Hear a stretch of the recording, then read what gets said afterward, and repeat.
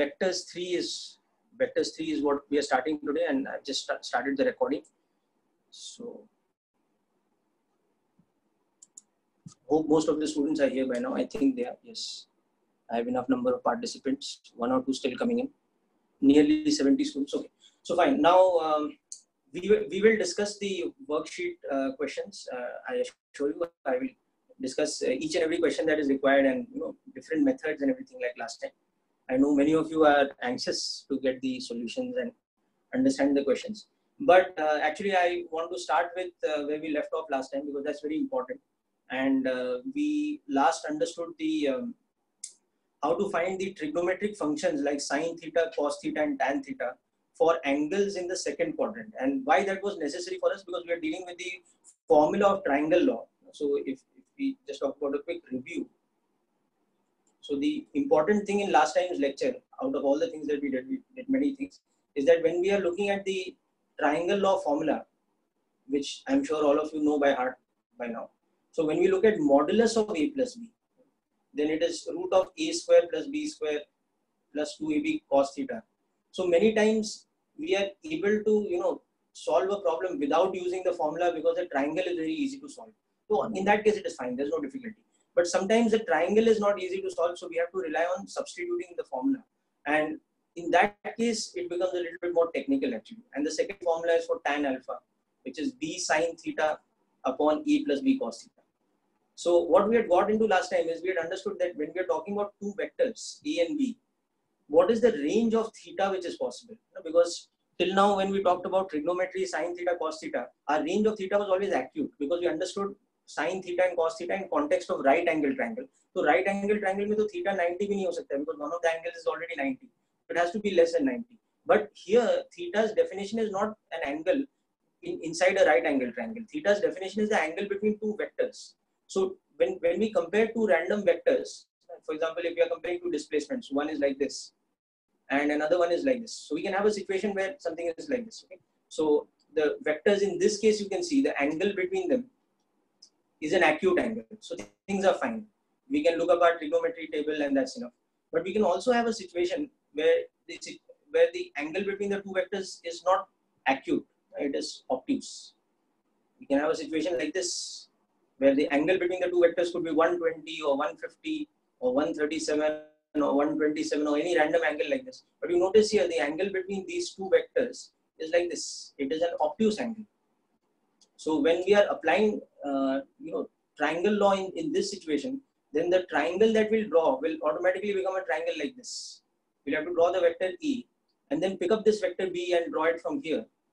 So the angle theta that we're talking about is going to be this exterior angle over here, because this is the direction of the vector E, that's the direction of the vector B. So we have this theta, and then our resultant sum is going to be, let's say, this particular one.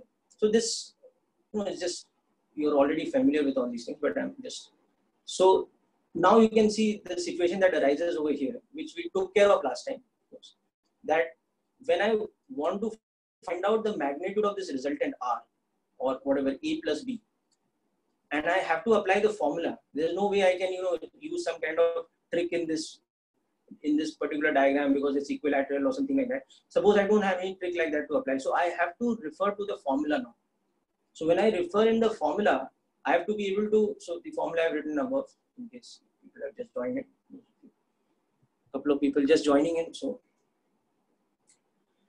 yeah, so when I come to application of the formula to find out the magnitude of A plus B, I come to the situation where I see that I have to find out cos theta.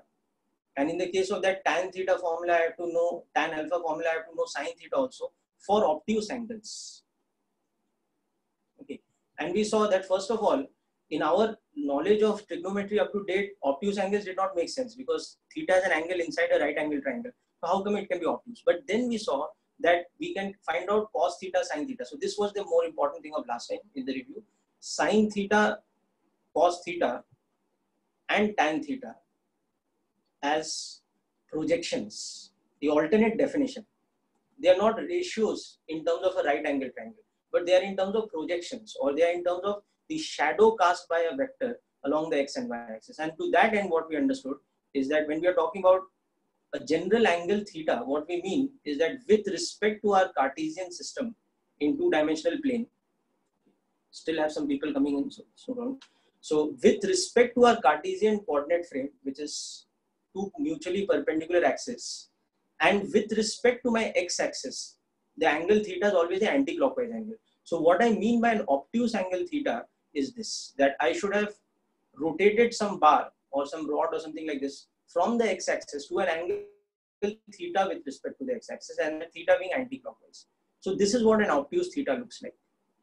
Okay. And to that end, now you can see this angle theta has a meaning when it is obtuse. It's like this, whereas this rod would have been in the first quadrant had theta been acute. And to that end, we saw that the definition of the sine theta and cos theta now become in terms of projections. So we can see the projection of this rod's length along the x-axis is a negative quantity. The projection of this rod's length along the y-axis is a positive quantity. So y is positive here, x is negative here. And because it's a standardized situation, we are taking the length of the rod as unity. So the moment we take the length of the rod as unity, our definitions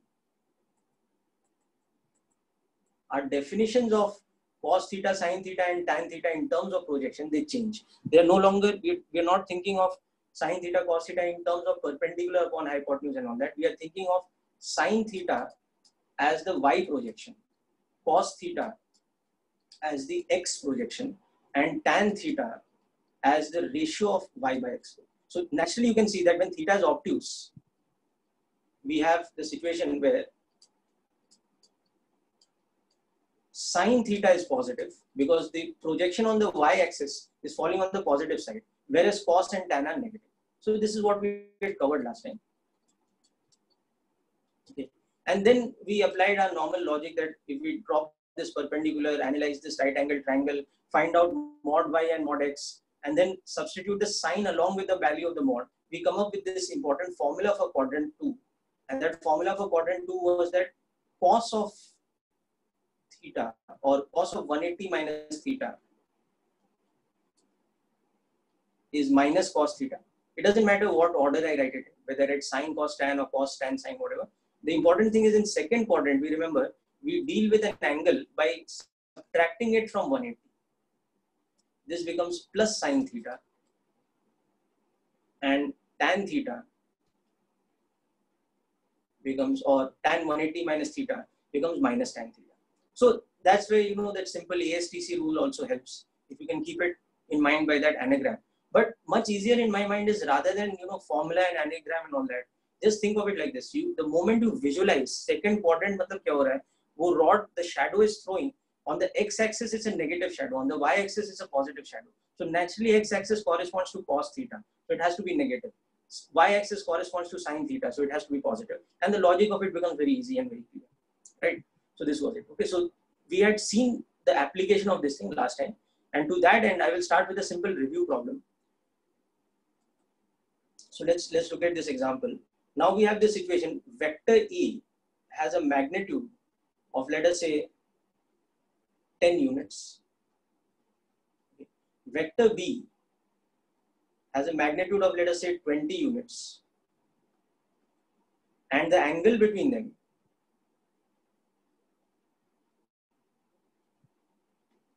is theta equal to 120 degrees. So we are talking about an obtuse angle. So we have to make use of the Q2 formula or the second quadrant formula. So we want to now find out these two things. We want to find out, so let us say the vector C is defined as the vector A plus B, is the resultant of A and B. So now this is a very usual type of problem which you have got used to by now. So we want to find the magnitude of the vector C, and we want to find alpha, that is the angle of vector C with respect to vector E. So these are the two things that we're looking to find out. Okay. So can you just quickly work out this question for me, making use of the triangle law formula? Don't make a diagram and try to solve this geometrically. I mean, you can always do that. In the exam, there's no hard and fast rule. But here I want you to apply the formula for cos theta and sin theta in the second quadrant and work this out for me.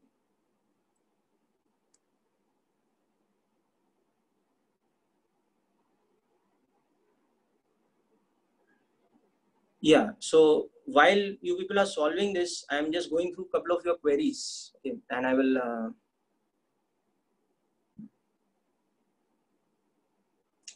so see, given two vectors, why we always take the angle as the exterior one, that you have to understand like this. Okay, it's some of the queries that have come from you people are like this, that if I'm given two vectors like this, one vector is like this and one vector is like this, then how do I decide the angle between them? So what we have to understand is, it doesn't matter whether the vectors are drawn like this or they are drawn from the common point or they are drawn somewhere else altogether. What we have to understand is vectors का line of action क्या है.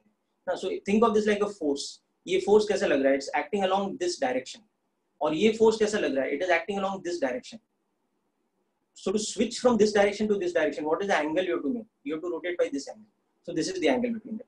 Okay. Similarly, if I have a vector like this, let's say, and another vector like this, okay, then don't make the mistake of thinking ki, if I extend this over here, this angle is not theta. This is not the angle between the vectors. You're understanding why it is not the angle? Because A ka direction ye hai. A is pointing, think of it like a displacement. So is A pointing in this direction? No, it's pointing somewhere in the northeast. And where is B pointing? Somewhere along the northwest. So the angle between these two vectors, to switch from the direction of A to the direction of B, you have to rotate this by how much? You have to rotate this by this theta. You can't rotate it by this theta, you know? Then this will not reach there. So that is why the angle between these two vectors is this one and it is not this one. So hope this point is clear. Yes, I'm getting correct answers. Anshuman, your answer is correct.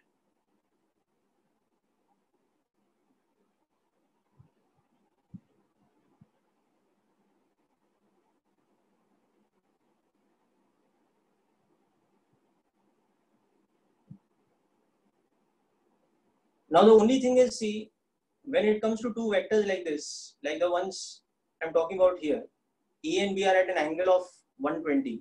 So suppose this is the vector A, then the vector B would be somewhere over here. It's something like this. If I draw them from a common origin, they would be like this. So now the only question that might come to our mind is why we are selecting 120 as the angle, because while this angle is 120, you also know that this angle is 240. No? So we can say theta is actually 120 or it is 240, and there's nothing wrong with that. 240 is as good as 120, because trigonometrically later you'll understand one thing, that 360 minus theta is the same thing as theta. It's the same thing as theta, but technically the sign is opposite. Okay, so 120, if I write theta with the sign, it should be plus 120 in this diagram, or if I write theta as 240, it should be minus 240. Okay, but that too we will say it doesn't make a difference. Now conventionally what we do is, if I'm given two vectors like this, I'll not report the answer as 240. I'll report the angle as 120, because which is the smaller of the two? It is 120. So that is why we never report the angle between two vectors as something in the third quadrant or something in the fourth quadrant. 240 you can see is in the third quadrant. Okay. Similarly, if the angle between two vectors is 60 degrees, I could also report the angle between the two vectors as 300 degrees. A और B अगर ऐसा है और यहाँ पे ये angle 60 है, so it's as good as saying that ये angle to 360 है. So why 300 है. So why don't I write the angle as 300? So the answer to that is there's nothing wrong. You can write the angle as 300, but it is like catching your nose the other way. An angle of 300 rotation is the same as a reverse rotation of 60 degrees, so it will get you to the same point. And yes, if you're specifying the direction of rotation in your diagram, then you must give plus or minus. Plus is always for anti-clockwise and minus is always for clockwise. Okay, so these are just yeah, Manas and others, I'm going to come to the doubts in the question. Please hold your patience, people, okay? Because we need to go through certain urgent things in the theory discussion today, and I will discuss the questions, okay? And in any case, you can always, take hints from me after the lecture, in the midweek, okay? In fact, see, if you were solving the question 3 days back and you got stuck with some hint, you should not wait for the class to, to solve it further. ठीक है, अगर attempt नहीं किया या समझ में नहीं आया, then you wait for the class and give the full solution. But you can always take a hint from me, always discuss it over WhatsApp with me, and I will help you out. Okay. So now let me come back to this question. So how I'm going to solve it is by formula method. So here, when I'm using the formula method, yes, Tanishi, your answer is correct. Okay. Many of your answers are correct. I'm, just in the flow of things, I'm not always able to mention everybody. So don't feel that I didn't mention your name and you gave the correct answer. I'm seeing all the answers. Okay, I appreciate all of your efforts. So a square plus b square plus 2ab cos theta. So I have to see how to populate this now. So a का magnitude तो दिया हुआ है 10, b का magnitude दिया हुआ है 20, so that's fine. But now what about theta? Theta is given as 120. So when it comes to cos theta here, I have to use this formula. Cos theta is cos 120. So second quadrant I'll use that formula, that cos theta is minus of cos 180 minus theta.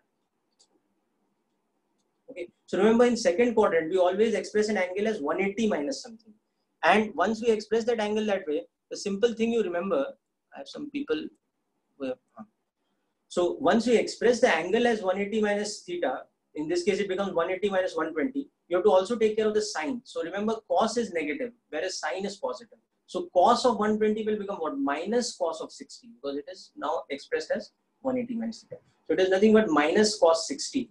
And 60 is a common value which you know. So you don't have to refer to some table or some, what we call a scientific calculator or something. So cos theta now has to be replaced with this. This is the part that we're looking at. Okay. So now you just substitute and you will get the answer. Many of you have got the correct answer. Okay. Yes, Yashuvardhan, you are correct. Tanishri, you are correct. Okay. Shashwat, very good. Your second part is also correct. The angle you have got. Siddhi, your second part is correct. First part, just go over it again. Meenakshi, your answer is correct. Atharv, your answer is correct. Uday, your second part is also correct. First part must be somewhere else. Dharmil, your answer is correct. Okay. Anushka, check your solving again. Okay. Pranaya, you're correct. Rakshit, you're correct. Okay. So those of you are getting the magnitude of this as this thing. Those of you who are getting the magnitude of the vector as root 300, that's fine. And the angle alpha you should be getting as 90 degrees. So now let me explain you how you're getting it. So the magnitude of a plus b will now become like this. Root of a square, so that is 10 square, plus b square, plus 2 times a into b into, don't forget the algebraic sign of cos theta now. It's minus half. It's minus 0.5 or minus half. So that's how it becomes root 300. So as you can see, this 100 plus 400 minus हो जाएगा, ये कितना हो जाएगा? Minus 200 हो जाएगा. So that is root 300, which we can simplify a little and write it as 10 root 3, or we can even approximate it and write it as 17.3. Okay. But typically you will see in your MCQ type of questions, the answer will be given in what we call the surd form, in the root 3 form or irrational form or whatever. So this units. Okay. And one thing you have to always remember, when we are talking about addition of vectors or subtraction of vectors, the vectors have to have the same dimension and unit. So whatever my vectors A and B were, their units would have been the same. So they are either 10 meter and 20 meter long displacements, or they are 10 kilometers and 20 kilometer long displacements, or they have forces of 10 newtons and 20 newtons, like that. We cannot add something in meters with something in newtons, or something in newtons with something in meters per second. That's a given thing, we understand that. Okay? So this is the first part of the question.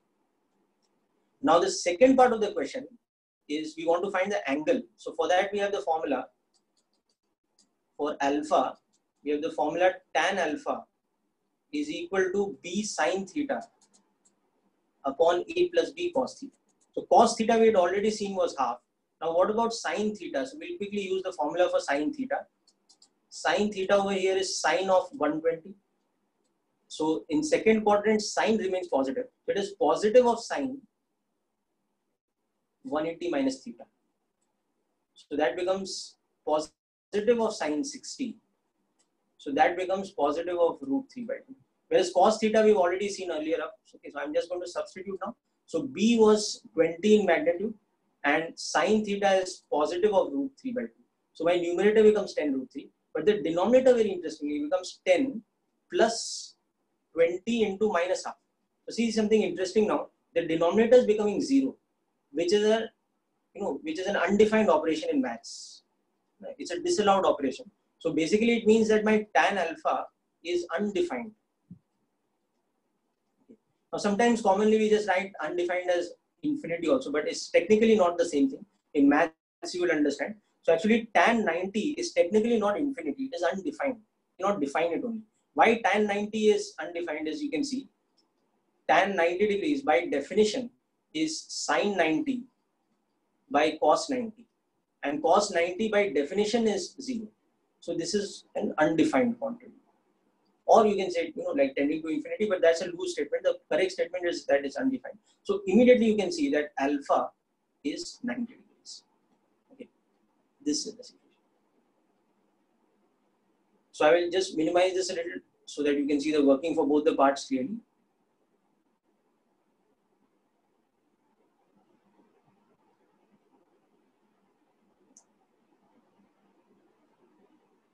So these are the proper steps that I'm expecting from you when I ask you to solve this by the formula-based method.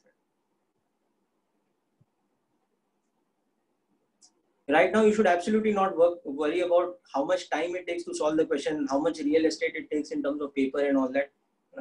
Shortcuts, fast methods, all that we will have plenty of time to discuss about. But first of all, our fundamentals must be very clear. So you must be able to do all these steps properly.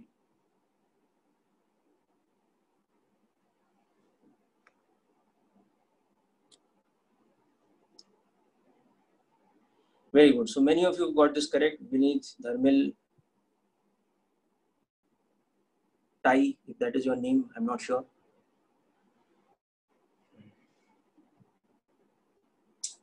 All right, so this is the. Now let us just check up this thing by also understanding geometrically why this is coming out to be 90 degrees. So you put together this information that we've learned geometrically, okay, and very good, Pritesh, okay.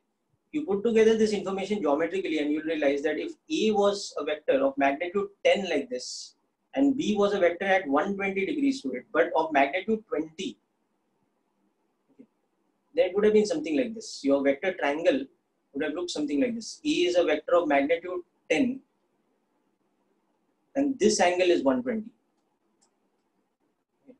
So when you join the vectors head to tail, like we do for triangle law, then this would be the case. Now it's very interesting that this angle in between you can see 60. So when you have 10, 20 and 60 in between, you can see it's a Pythagorean triplet. Very good, that's correct. Okay, so there you go. So you understand that it's just so working out that the values we are taken as such that in a perfect diagram, they should be perfectly perpendicular like this because they should reach here. And this vector C should be 10 root 3 in magnitude and this angle alpha is 90. So you can see your triangle concept is also verifying what we have got by the formula-based method. Right, so this is a very important thing that we should know how to substitute the value of cos theta and sin theta when theta is obtuse. Okay. Now for triangle law, this is enough. Okay, because as I was telling you, whatever the two vectors direction be, one vector is like this and one vector is like this, we will always take this angle. We won't take this angle because it's the smaller of the two. So the maximum we can get is when two vectors are opposite like this and it's 180 degrees. So we can't get theta greater than 180. But now the next thing that we're going to do in vector algebra very soon is going to be component algebra. And in that we will see that we require sine, theta, cos and tan of angles in all four quadrants. And moreover, it's very important for your overall understanding of trigonometry as well as vectors. So we are going to go ahead now. Okay, I will come back to the worksheet, don't worry. But I will go ahead now and we will discuss, we'll finish the discussion that we started last time, where we did up to second quadrant. Now we will see sine, cos and tan in quadrant 3 and quadrant 4, how to express them. So this is a direct continuation of where we left off last time. We saw for quadrant 2. So let us see quadrant 3 now. Okay, next. So in quadrant 3, first of all, if we place something in quadrant 3, it looks like this.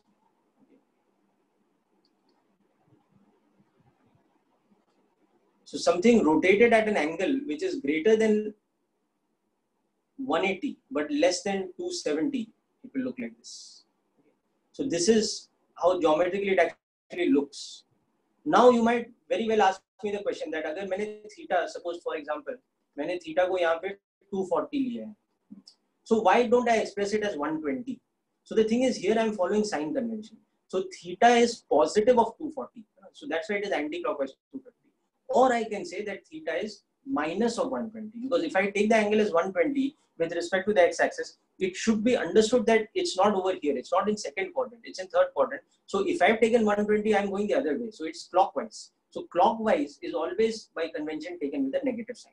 If you just curl your right hand fingers like this, you understand. When you curl them anti-clockwise, you might be able to see in the camera what I'm doing. So if you curl them anti-clockwise like this, such that when I'm looking into my hand, I'm seeing anti-clockwise. Okay, then my thumb is pointing towards me. So that is taken as positive. Whereas if I curl my fingers such that they're looking clockwise, I'll have to place my hand like this, because then I'm seeing these curling clockwise. So then my thumb is pointing away from me. So that direction is taken as negative. This is the standard convention that we follow not only in mathematics, but even in technology and engineering. Very simple example for it is all standardized screws and nuts and bolts are machined in what manner? They are right-handed. That means when we rotate anti-clockwise, the screw tends to come out. When we rotate clockwise, the screw tends to go in. Now, if you notice carefully, if you look at why that is happening, it is just because the way the grooves are made on the screw. If the grooves were made in reverse, it would be a left-handed screw. So clockwise rotation would have resulted in the screw coming out and anti-clockwise going in. But we have to follow a standard convention in technology and engineering. That's why we follow this convention, that anti-clockwise is positive and clockwise is negative. Sometimes people also call this the right-handed convention, because it sits nicely with your right hand. If you're a lefty on the other hand, you are likely to get confused. So just stick to it that anti-clockwise is positive and clockwise is negative. Okay? So that being the case. So now you can see that for my rod which is rotated at like this, theta which is greater than 180, positive theta which is greater than 180 and less than 270 is falling in the third quadrant. So when I drop the perpendiculars on the two coordinate axis, you can see the x component is also negative, which means my cos theta will be negative, and the y component is also negative. So x and y are both negative in third quadrant. So that tells me that cos theta is negative and sin theta is also negative. All right. So this is the very important thing. So, and tan theta, of course, therefore becomes positive, because tan theta is defined as what? The ratio of y by x. Okay. Remember, I'm going with the projection method. So I'm again with that convention that this rod is of unit length. So x, okay. So how am I getting these? They are coming from the definition of sine and cos in terms of projection. Now the next thing is, let us develop the formulae. So in formulae for quadrant 3, let's understand what's happening. So now I'm going to concentrate on the third quadrant part of the diagram.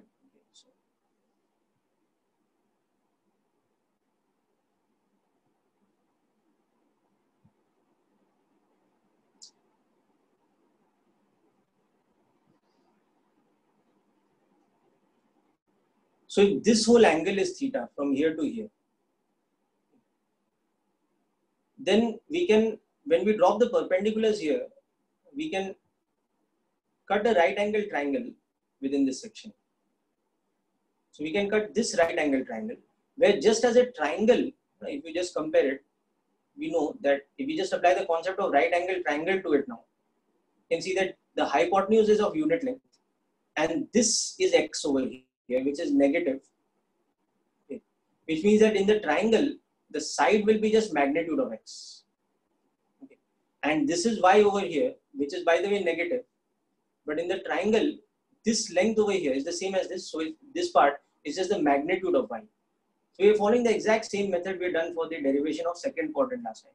So x is negative and y is also negative. But if we are just worried about their magnitudes, then mod x and mod y are the sides of this right angle triangle, where let us say this angle is alpha.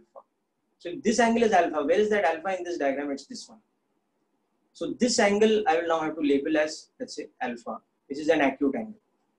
So further we can see the relationship between alpha and my original angle theta, which is falling in the third quadrant. So what is the relationship between theta and alpha? You can see over here that alpha is nothing but theta minus 180. Okay, theta is now an angle in the third quadrant. So you can see that theta is actually 180 plus some acute angle. That's the easy way to understand. Like 240 is 180 plus 60. 220 is 180 plus 40. 215 is 180 plus 35, like that. So any angle in the third quadrant can be expressed as 180 plus some acute angle. So that acute angle is alpha in this diagram. So now let us apply trigonometry to this particular triangle. And on applying trigonometry, what we'll see that mod x upon L is equal to cos alpha. Okay. So that means mod x is equal to how much? It is equal to cos alpha. Because remember, L is unity. Okay. And similarly, mod y upon L is equal to how much? It is sine alpha. Just tidy this up for you.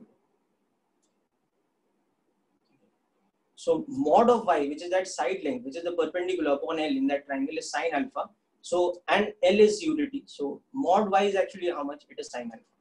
So now I've got magnitude of x and magnitude of y. So in this triangle, I've understood how much this side length is. I've got that.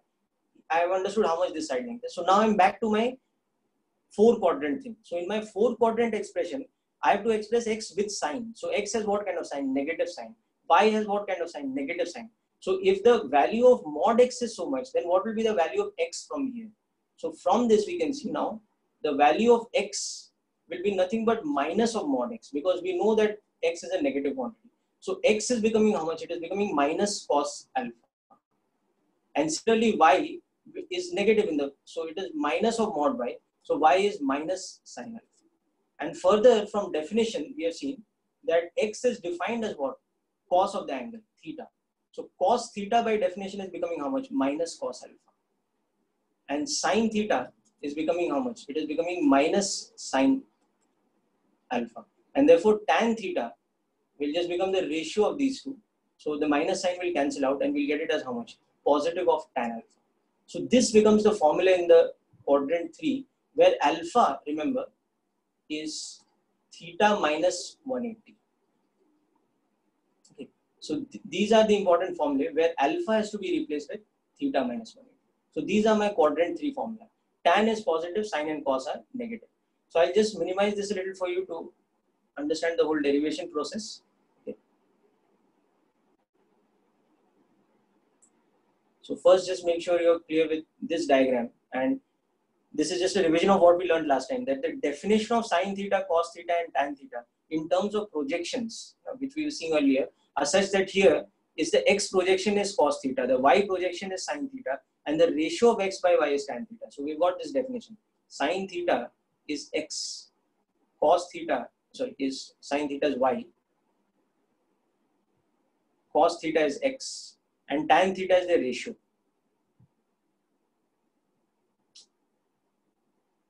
This is x.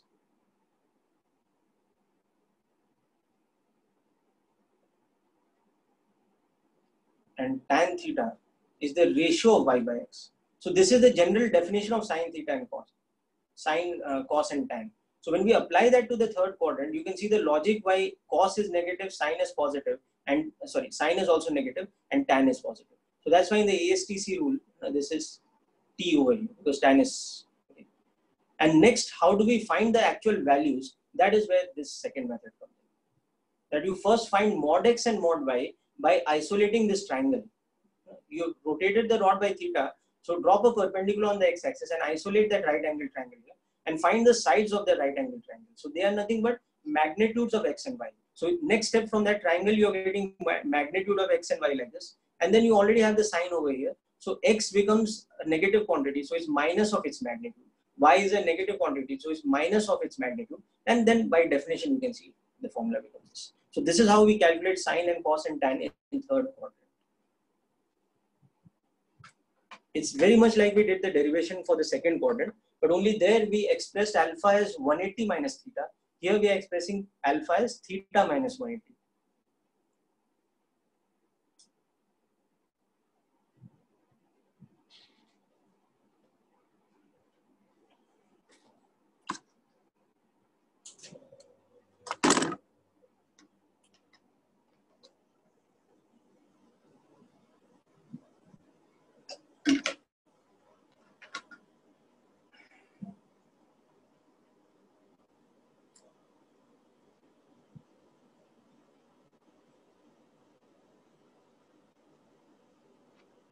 Yeah, Hitansh, to answer your question, Right now we don't need cosec, sec and cot.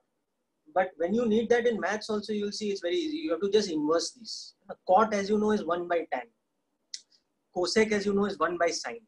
So as long as actually you know sine theta and cos theta, everything comes in terms of that.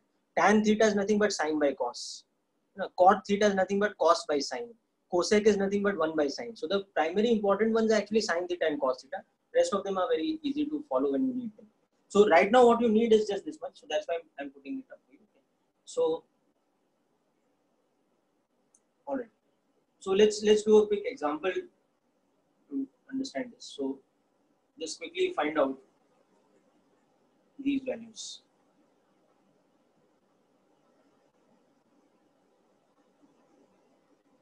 Cos of 225 degrees, tan of 240 degrees,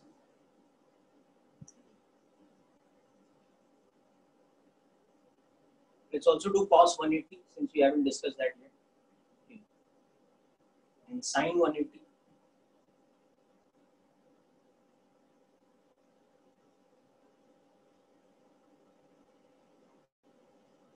And let's use one of the values which I've taught you earlier. So let's calculate sine of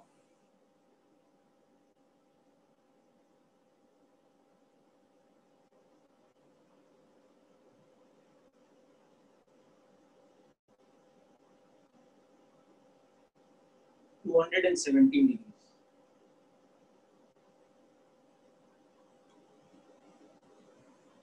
Okay, so I'm checking out your answers now. Don't forget the algebraic sign. Okay. Yes, Anshuman, that is correct. Uday, check your algebraic sign. Okay. Dharmil, check the sign. Okay.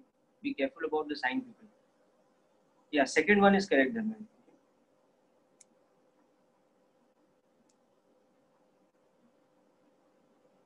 Yes, Pavani, your expression is correct. Now just put the value of for 45, how much it is, like that.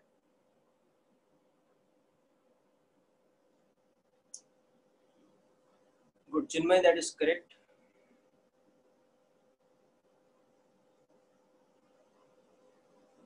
Okay. So we'll just use the quadrant 3 formula. So you're all getting it correct. So I'm quickly going to just put up the values and so cos 225, we'll express it as minus cos of theta minus 180. So that is 225 minus 180. So that is minus cos 45 degrees. So that is minus of 1 by. Similarly, tan 240. So tan, remember, is positive in the third quadrant. So this is positive of tan 240 degrees minus 180. So it is positive of tan 60. And all of you know tan 60 is root 3. So it's plus root 3. That's the second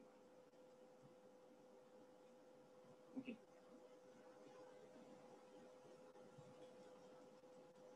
Now let us see cos 180. So 180 is kind of on the borderline of second and third. So you can use either of the formula. So I'm going with the second quadrant formula. So it is cos minus cos of 180 minus theta. So 180 minus 180. So that is minus cos 0. So it is in fact minus 1. So cos 180 is in fact equal to minus 1.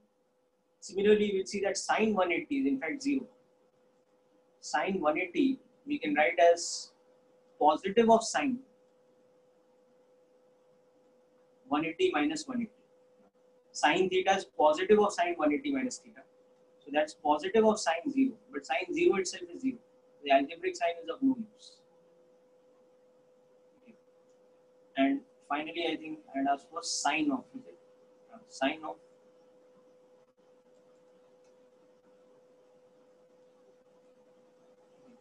So that is again negative of sine, because I'm talking about second quadrant.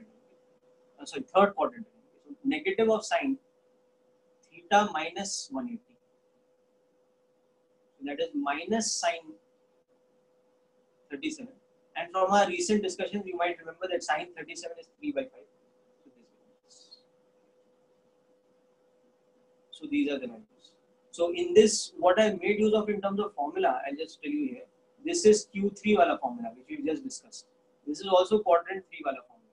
But these two I have actually made use of quadrant 2 formula. And this is again quadrant 3 wala.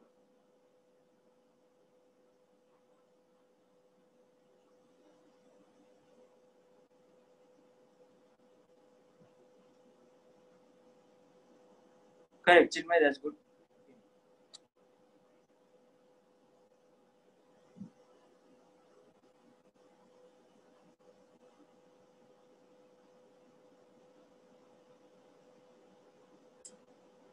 Very good. So I think you people are finding this good enough. It's quite easy. Okay. Good, good, excellent. Okay. So let's just finish this off now and now understand fourth quadrant. Okay. So Q4. So fourth quadrant, my theta should be greater than 270 and less than 360. Okay. So for example, theta is, let's say, 300 degrees. Okay. Or theta is, let us say, 315 degrees.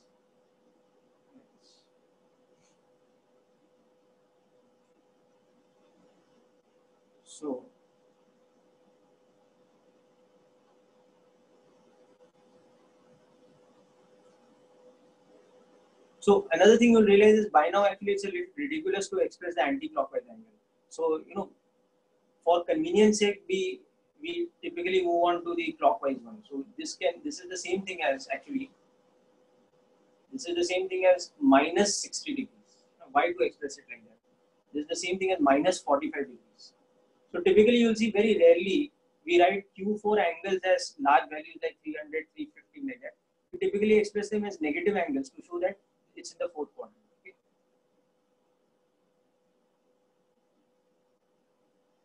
So my anti-clockwise angle, the cumbersome one, is actually this one. And that's why it's totally unnecessary actually. I can always express it as negative of this angle. Okay. So anyway, so this is my rod of unit length. So now let's draw our perpendiculars.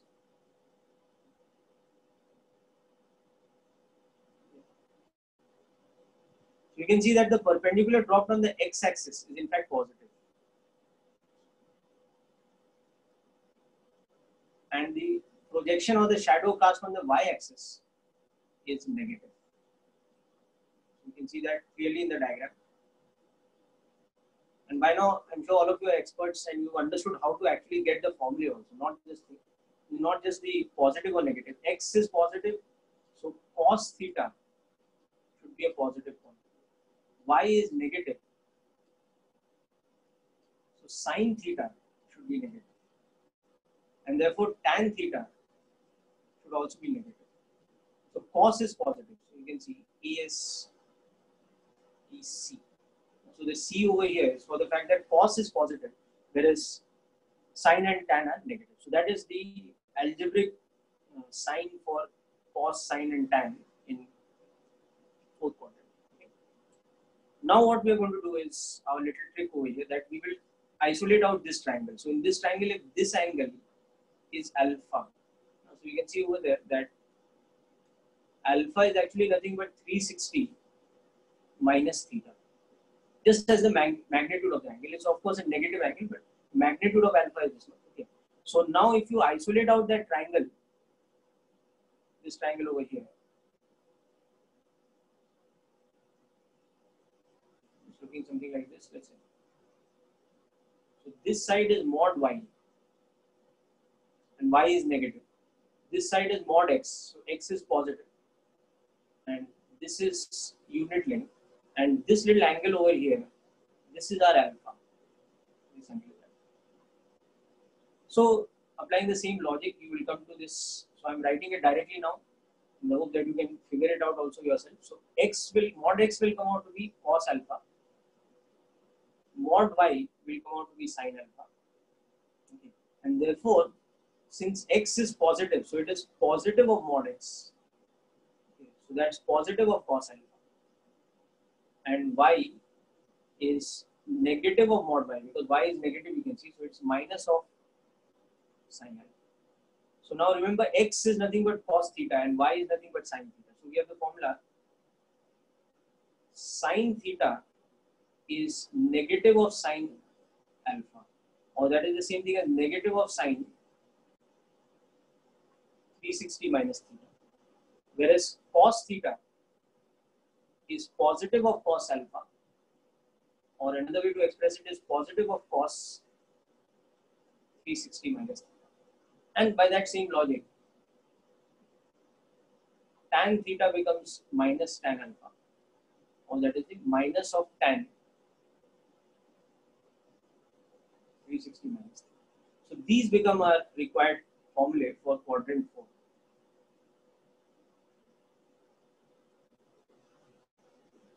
Okay, so I'm just minimizing this a bit and understand the full working.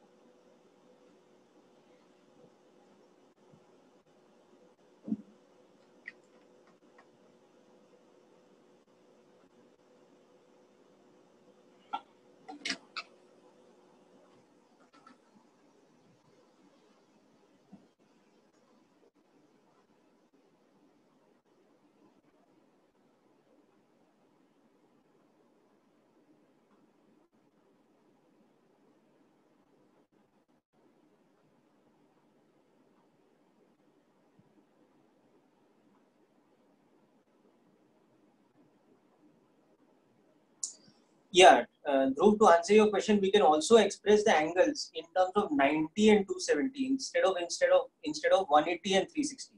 Like in second quadrant, we can write an angle as 90 plus something. In third quadrant, we can write it as 270 minus something instead of 180 plus something and 180 minus something.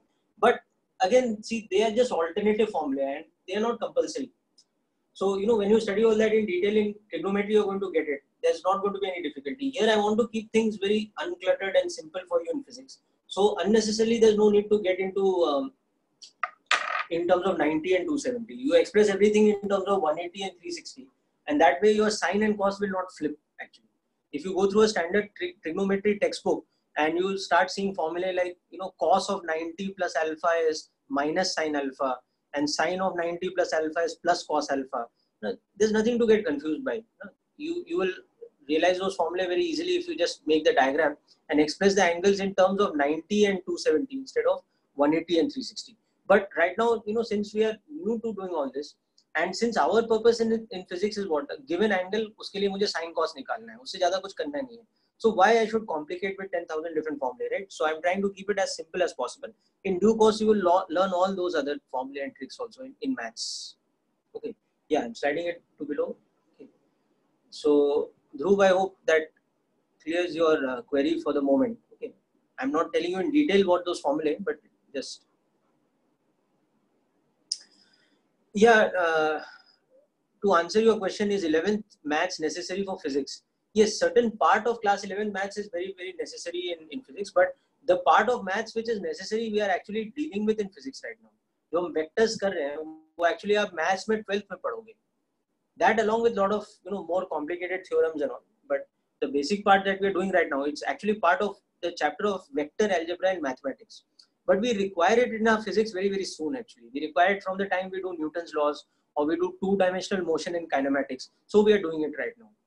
Similarly, we will come to calculus also after we finish vectors and kinematics. So you will see calculus is again basically a branch of mathematics. Differential calculus and integral calculus is very much a branch of mathematics. But we require it very necessarily for our physics right now. So we do that much portion which is required for our physics. So same with our vector algebra. Okay, so people, with this now, it is possible for you to find out sine, cos, tan and all for any angles, and you can keep practicing this at home. Every other day take some 4 or 5 different angles randomly, but take the values which like related to 60, 45 and like that. So just take some random angles like 135, 240, okay, or 180 plus 30, 210 or 217 or any such angle. Similarly, 315, 300, and just keep calculating yourself from the known values, and then you can keep checking for yourself. You can even check against a scientific calculator, and it will let you. Only scientific calculator will give you in digits. So for example, 1 by root 2 in a scientific calculator will approximately be 0.7. This is very easy to understand, because 1 by root 2 you can write as root 2 by 2, which becomes approximately 1.4 divided by 2. So that's how it becomes. Similarly, root 3 by 2 will be 1.73 divided by 2, like that. So these are some self-learning exercises also you can do. Keep experimenting with some values and all. You will get it. But anyway, for physics, what you require while solving vector problems, if you just refer to my notes every time what we have done for trigonometry in 4 quadrants, even if you get confused in between, you will get unconfused. Don't worry about it. And then, of course, I am always there if anything further is required. So now from this subject of trigonometry in 4 quadrants, we come to back to what we want in vectors. And now what we are going to learn in vectors is going to open up a lot of things for us. It's going to open up a new method of analyzing vectors. And you will see vectors will become even more easy to understand compared to what we've done now. And that is, now we are going to look at the component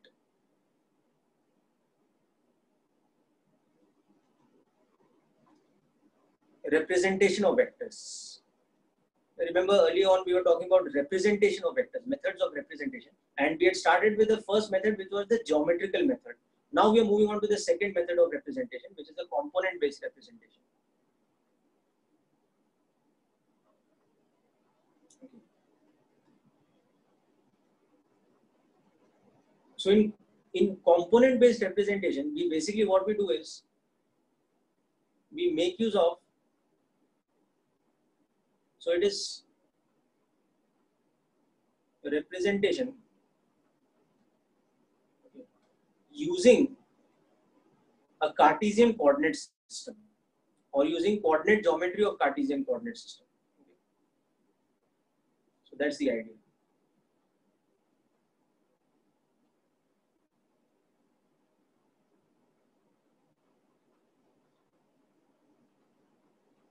Okay. So for example, we'll start with 2-dimensional, but now we'll be able to move on to 3-dimensional, which we could not do in geometrical method.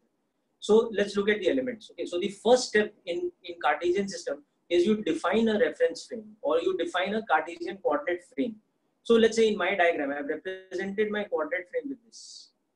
Okay, there is no hard and fast rule that y-axis has to be vertical and x-axis has to be horizontal. Or if you're looking at geographical directions, x has to be x has to be east and y has to be north. It is all according to the convenience of the problem. So here, just for the sake of diagram and convenience, I'm taking x as horizontal and y as vertical, or like this. But in future, we will change that according to what is convenient. For example, if we are dealing with a problem where you have an inclined plane and something like a cylinder is coming rolling down the incline like this. So here it will be more convenient to take this direction down your inclined plane as your x-axis and take this direction as your y-axis. It will be more convenient for us when we apply vector algebra to this problem later, when something is sliding down an inclined plane. Instead of taking x and y horizontal and vertical like this, in fact, to take your x-axis along the direction of motion, which is along your inclined plane, and to take the y-axis perpendicular. So how we select our coordinate frame is according to the convenience of our problem. Our problem always has some inherent geometry in it, some inherent directions, and we always select x and y-axis according to what we feel is convenient in that. And again, what is convenient is a matter of experience as we solve more problems, so don't worry about that. So now when we represent any given vector in this frame, okay, we will represent it in terms of x and y axis. So instead of representing the vector by just drawing an arrow, which we have done till now, we will represent, so this is the geometrical representation. Okay, this is geometrical. Now we will see from this how to convert this to component. So in the component method, before we write the vectors equation or before we represent it, we define two things to help us, and those are called the base unit vectors. Just like in measurement, we define the units, that becomes important. So like that in component algebra, these are sometimes also called standard unit vectors because they're standardized. Okay, and unit vector, we have seen what it means before. Vectors of magnitude 1. So we define them as this. I cap is the symbol used for a unit vector, that is a vector of magnitude 1 along the positive x-axis. So it's a unit vector which is pointing along the positive x-axis. Similarly, j cap is the standard symbol that we use for a unit vector along the positive y-axis. Okay, and we cannot change this sign convention, or we cannot change this convention in between our problem. That no, we can't say that no, for me j cap means along the 45-degree angle. J cap का मतलब है y-axis के along, x-axis का मतलब है x-axis के along. So in this diagram, my I cap would look like a vector of magnitude 1 like this, and my j cap would look like a vector of magnitude 1 like this. It doesn't matter where we draw it. We can draw it in second quadrant also. We can draw it in third quadrant also. But the important thing is this one is pointing along the positive x direction. This one is pointing along the positive y direction. Both have magnitude unity and direction as specified.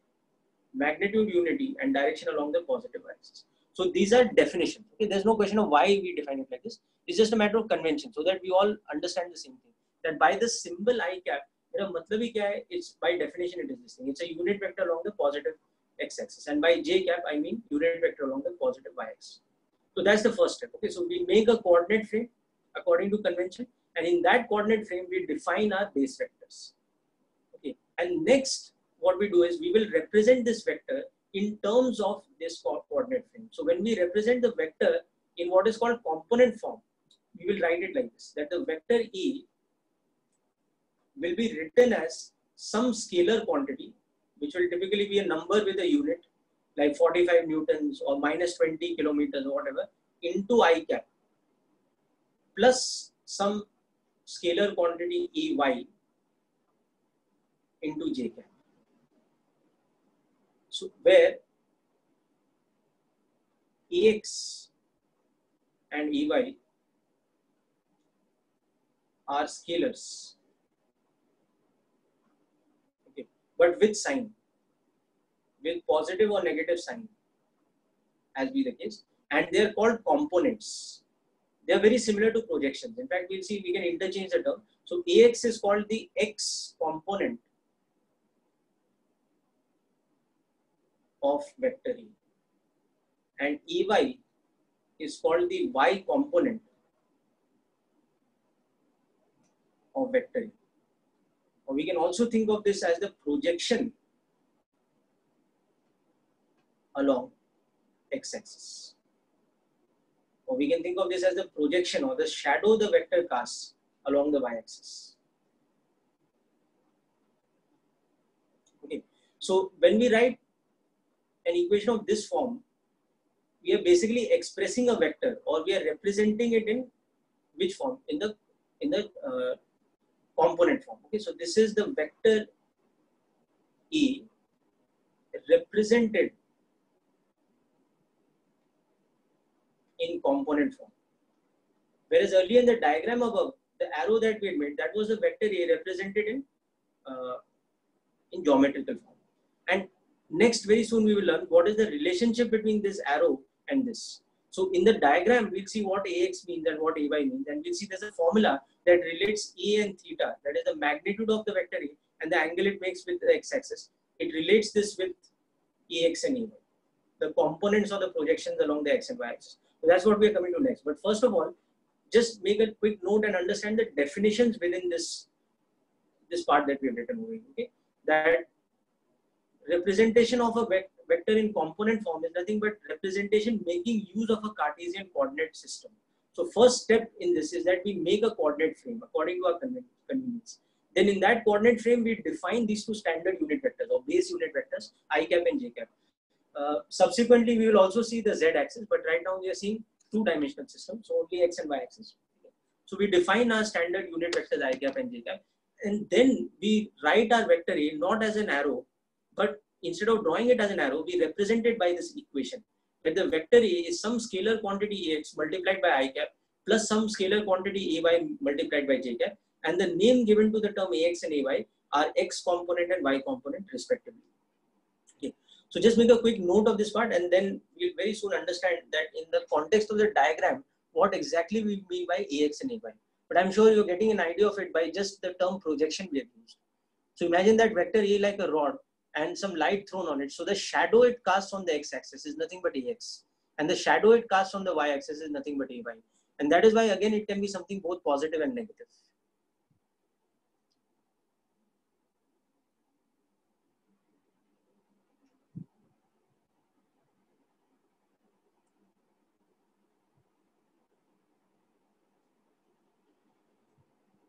Okay, people. So hope this is clear so far.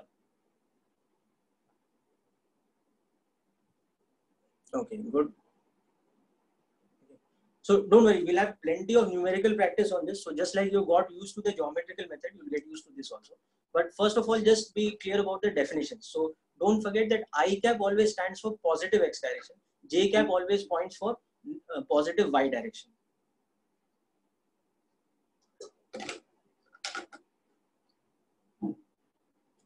So next we will understand the relationship between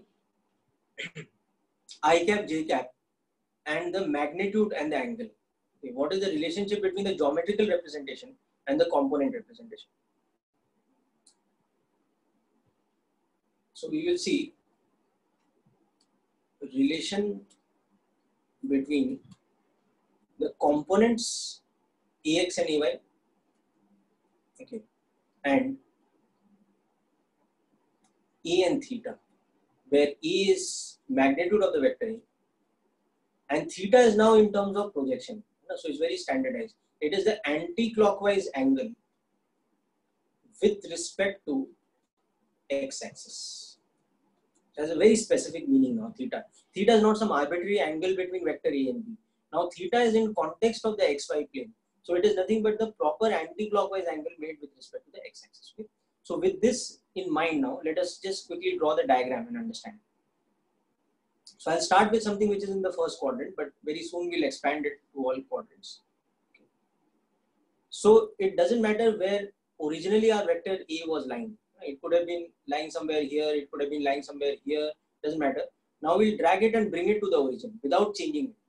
So I've always maintained this from the beginning that vector arrows are movable items. As long as we do not change their length and as long as we don't twist them to change direction, they represent the same quantity. Okay.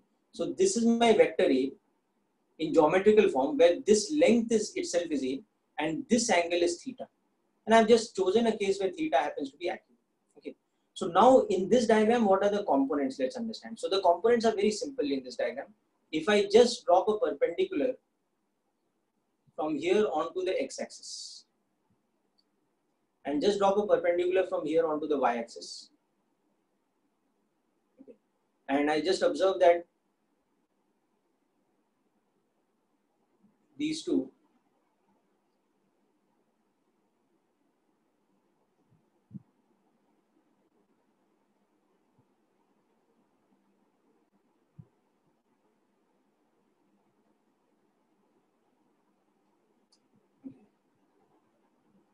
so I just drop these two perpendiculars.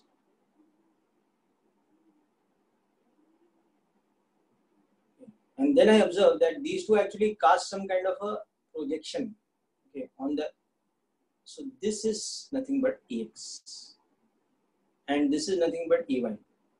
In fact, you can see that this is actually a vector which I've drawn. So as a vector, this is nothing but Ax into I cap. And as a vector, this one is nothing but Ey into J cap, which I can also draw over here. So I can also draw it like this, that this is my Ax I cap, okay, and this is my Ay J cap. Okay. Let me just make this clear.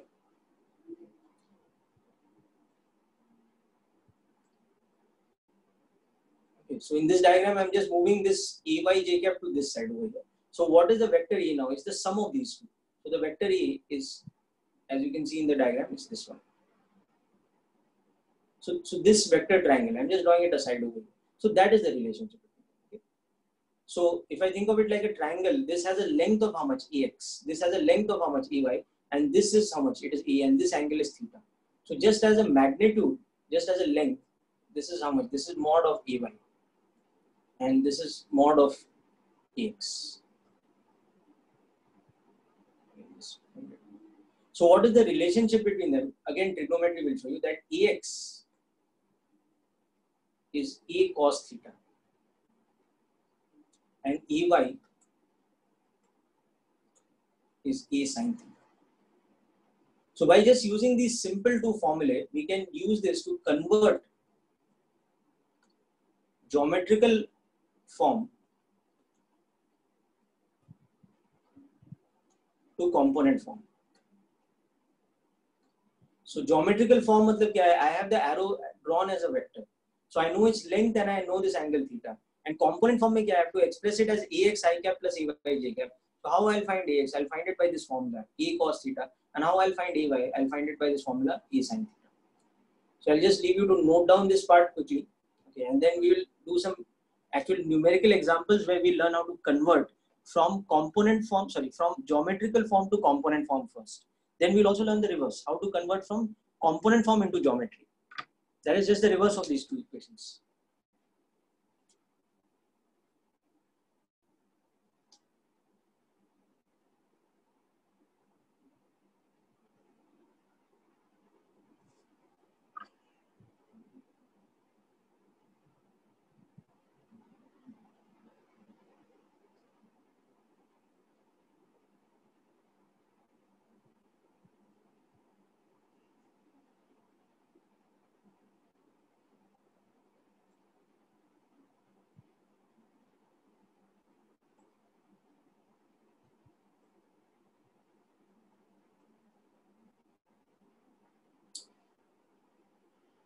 Okay, so now let's look at a quick example or two. So I'm just giving you a diagram with some random vectors drawn. Okay, and I want you to express the vectors A, B, and C shown below in component form. So remember, what is component form? Any vector is represented by some component or some number into I cap plus some number into j cap, where now you should be able to replace ax and ay with some actual numbers. Okay. So let's figure this out, how we'll do this.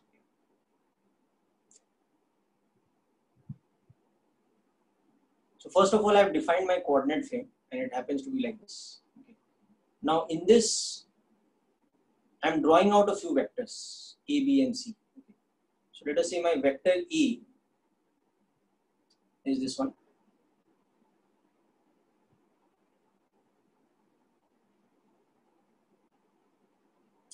This is my vector E, and I've marked its length to be, let us say, 10 units. And the angle that it's making with the x-axis over here to be 37 degrees. So this is the information given to me about the x. Okay. Now similarly, about E. Now similarly, let's say I have also made another vector B, which is like this. Okay. And so happens that the vector B, for that this angle is 60 degrees. And its length happens to be, let us say, whatever, 16 units.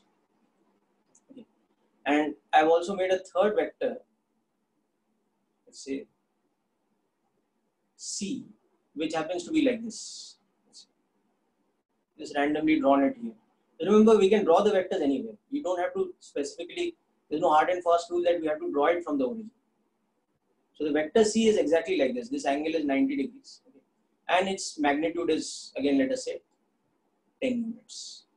So for each of these, we have to now convert the diagram into that component equation.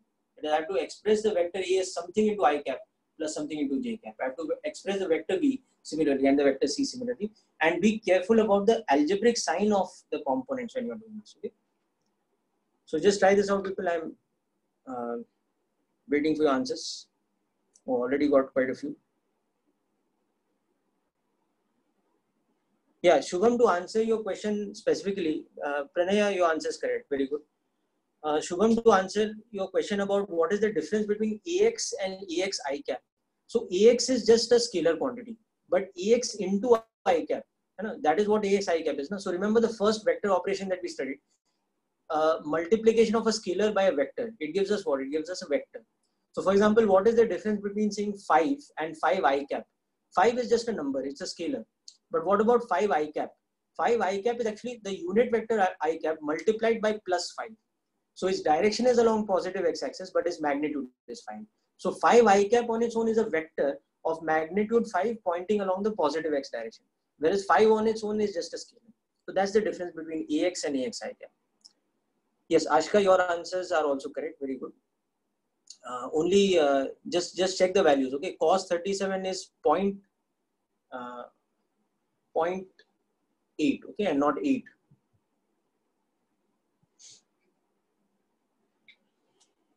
You just work this out, people. I'll be right back.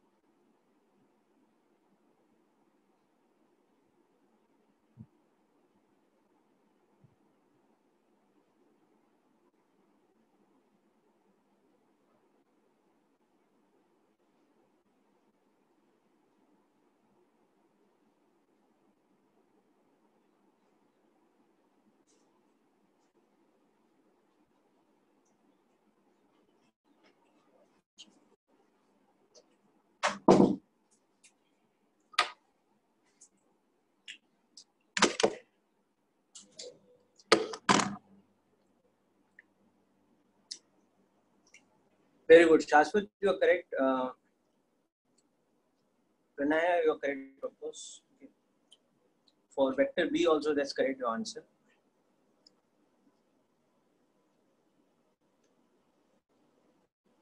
Okay, so let me do one of the parts for you and you'll be able to do all the parts using that. So I'll first show you the method of doing for B. Okay, and you apply that method yourself, the rest of you for A and C also, and you'll get the answer. So what I'll do is I'll standardize the diagram a little bit more by bringing B to the origin. So that is very easy for me to understand what the theta is. Okay. So what I mean by standardizing the diagram is actually this, that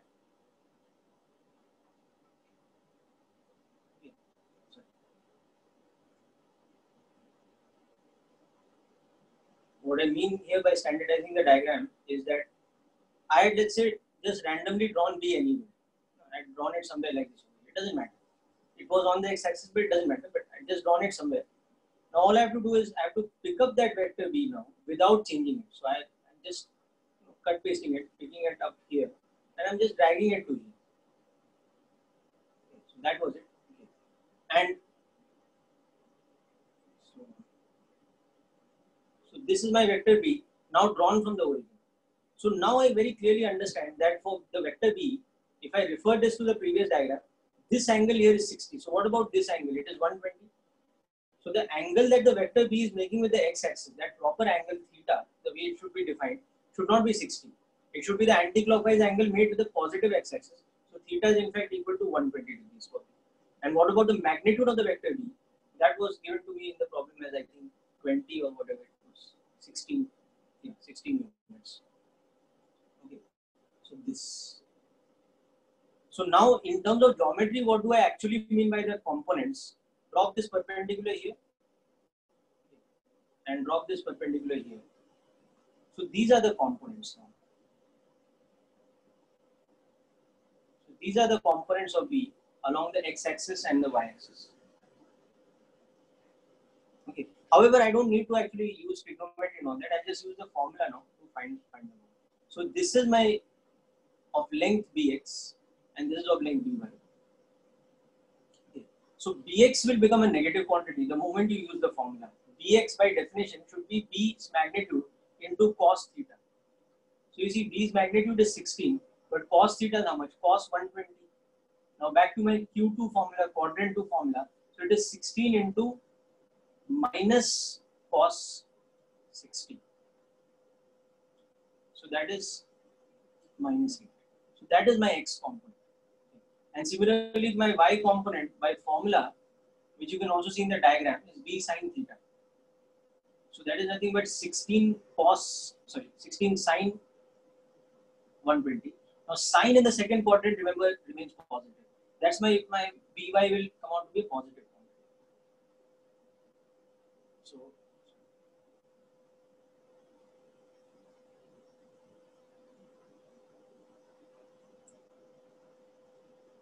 So next step, I will write this as 16 into positive of sine 60. So that's how this is becoming 8 root 3 with a positive sign. So that's my by. So now the vector notation or the component notation for the vector b is becoming this. It is bx, which is minus 8 I cap, plus by, which is 8 root 3. So this equation now is giving me exactly the same information that the geometrical diagram earlier was giving. This is just another way of writing the same vector. So to a person who has not seen that diagram, if I send this information, he'll be able to understand the vector b as the same thing as the diagram above. Okay.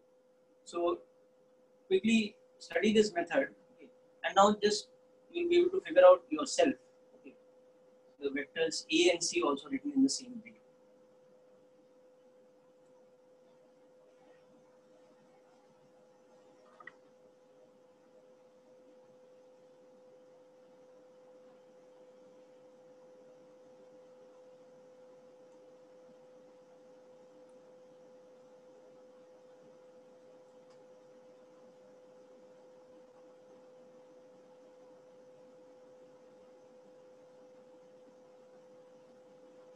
Aditya, to answer your question, just be careful about the direction.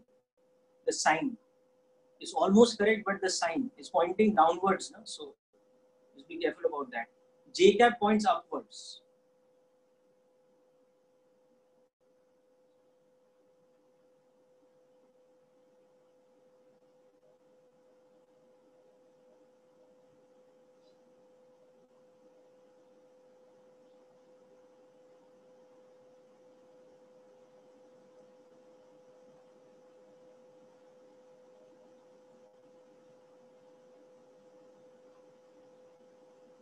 Very good. That's correct.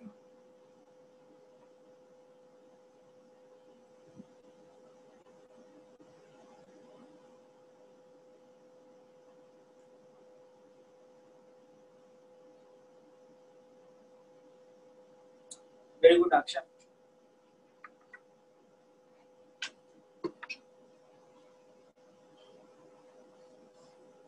Okay, so I'm very quickly drawing the other vectors also for you. Correct, Anshuman, that's correct. What you just sent me is correct for vector E. So just continue working on the problem. I'm just making the solution for the sake of the notes.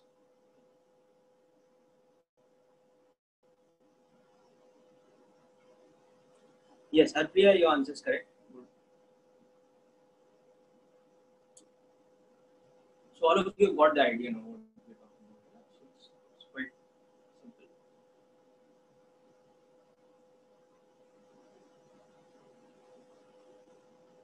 So let me in the same diagram itself introduce both the vectors A and C just for saving time. So the vector A is like this.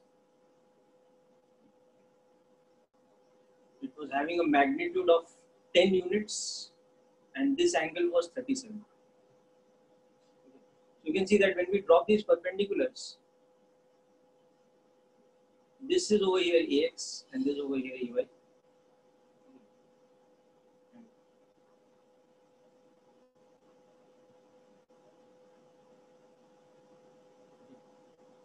So by formula now, my AX is becoming 10 cos 37. and gradually you'll get used to these values. Cos 37 you'll remember is 4 by 5, so that is P. And similarly EY is equal to 10 sine 37, and as you can see first quadrant means both are going to be positive. This will come out to be 6 because sine 37 is 3 by 5. So my vector E in component form becomes E tie cap plus 6J. So that's it. Now the story of vector C, you can either just very intuitively solve it, or you can make it quite complicated for yourself. But either way, it's solvable. There's no problem with it. Complicated for yourself in the sense that you take the angle as 270 and properly solve it. But actually, we don't need that. That's what I'm trying to say. So my vector C is lying somewhere here.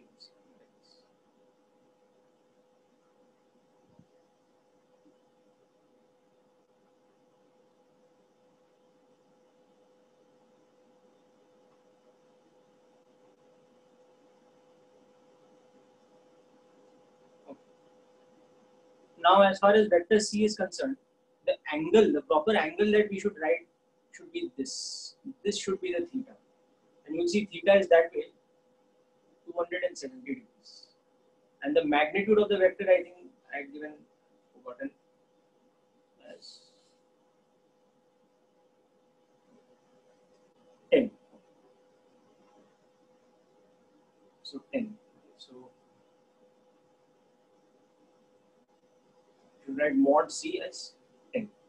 So if I go with the proper way of writing it, that C's x component should be C cos theta. So that is 10 cos 270. Then I should break this down with the formula for the third quadrant. That is, it is 10 into minus of cos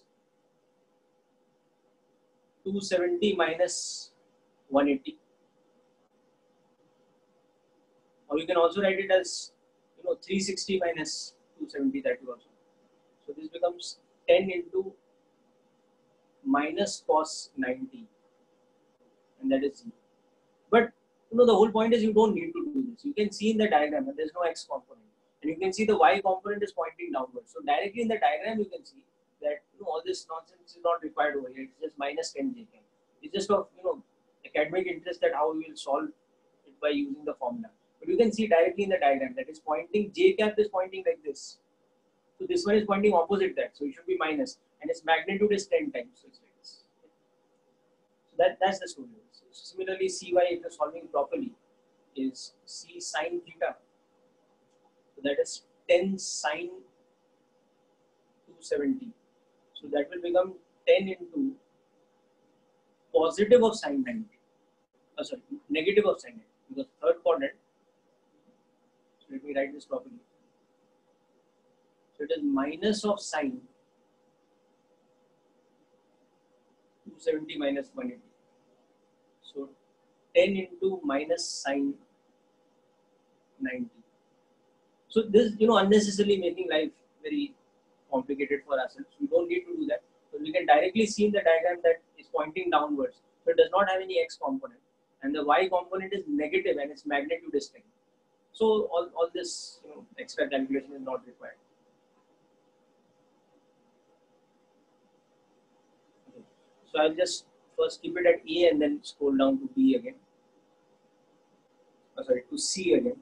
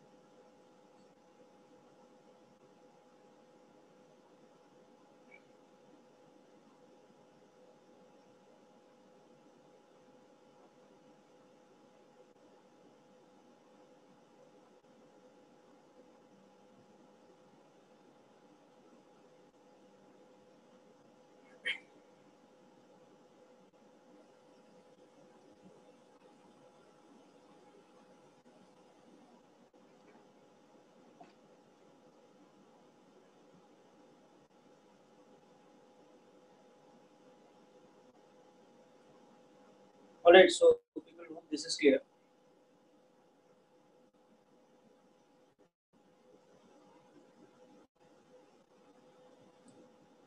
Okay, now next moving on to the reverse of this, that if something is given in component form.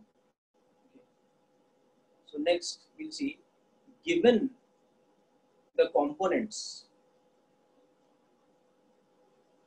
Ax and Ay, okay, how to find the magnitude of the vector and the angle it is making with the x-axis. Okay. So that is again just a reverse of those equations. So you can see that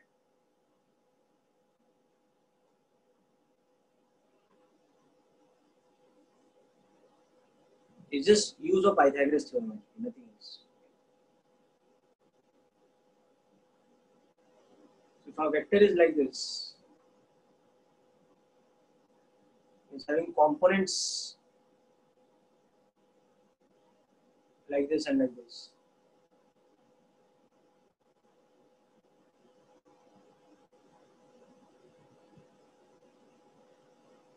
You just apply trigonometry or Pythagoras theorem or whatever. Magnitude wise is Ax, magnitude wise is Ay. If you want to express it as a vector, it is Ax I cap and this is Ay j cap. But anyway, this angle is theta, and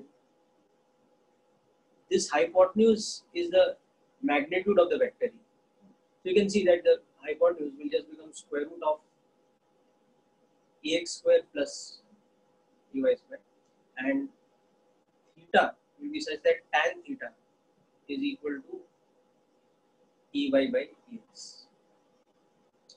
So these two equations will now give us what we are looking for. So if I know Ax and Ay, these two things are known, then I can find out these two unknowns. So it should be pretty simple. Okay, so let's just quickly, but again one has to be mindful of the components, I mean of the algebraic sign. So 4 quadrants is becomes important. Remember here theta in general can be anything between 0 and 360. One has to be careful about this in terms of quadrants. So let's look at a quick example.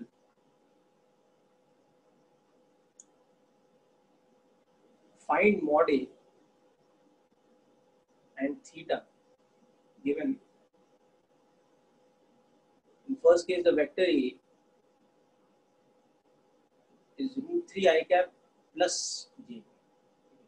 The second case, the vector is given as, let's say, minus root 2 I cap plus root 2 j cap. And third,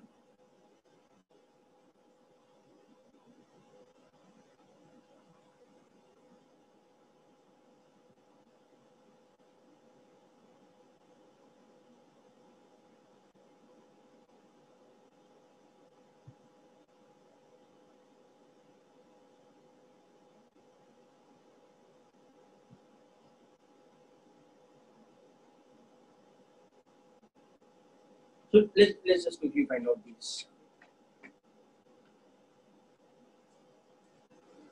Correct? Pranaya, your answers are correct. Yeah, Ashka, you're correct. Harpriya, correct.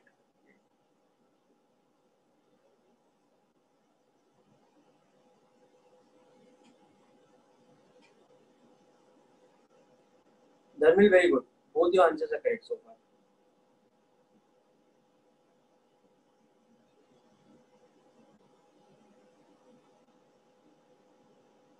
Ashmi, correct. Uday, your magnitudes are correct. Good.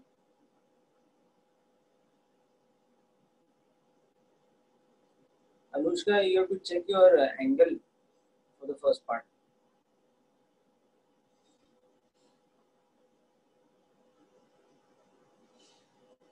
Prananya, second one is correct now. Sorry, Pranaya, second one is correct now. Pranaya. Yes, Atharva, first one is correct. Good. Carmel, your third one, you have to check the angle.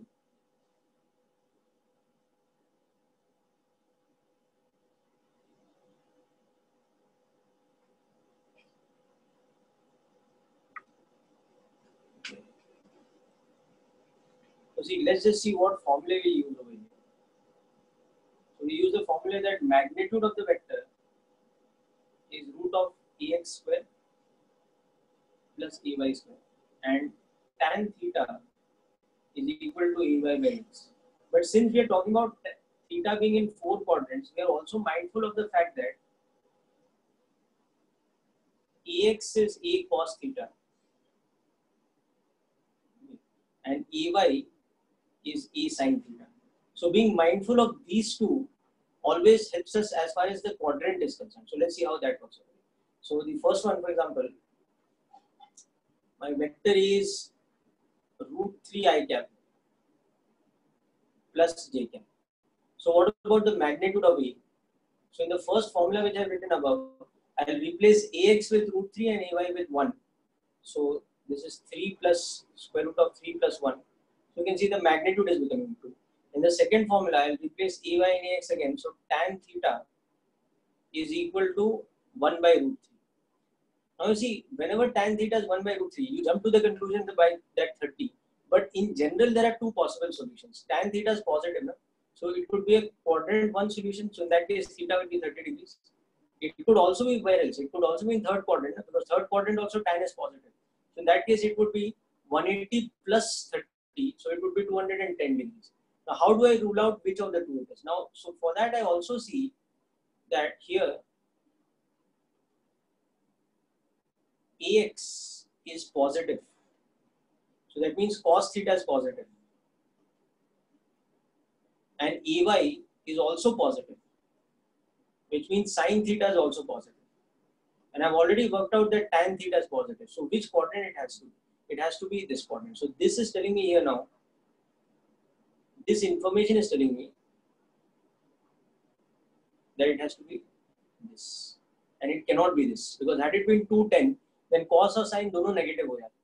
So the correct answer therefore is that magnitude of A is 2 and the angle theta is 30 degrees. Okay. Now sometimes, I mean, the very simple way of analyzing is this: you just draw the vector and you realize which quadrant it is in. So draw the vector which was the root 3 I cap plus j cap. So its x component you can see is in the positive direction and it's root 3. Its y component you can see is in the positive direction and it's 1. So the resultant is this one. So you can see that it's in the first quadrant. You can see that. So that's another way. You can just visually understand this also instead of so many formulae. But particularly for third and fourth quadrant, the formula method becomes important. Okay, so now just apply this method to the second and third part also. This was the first part.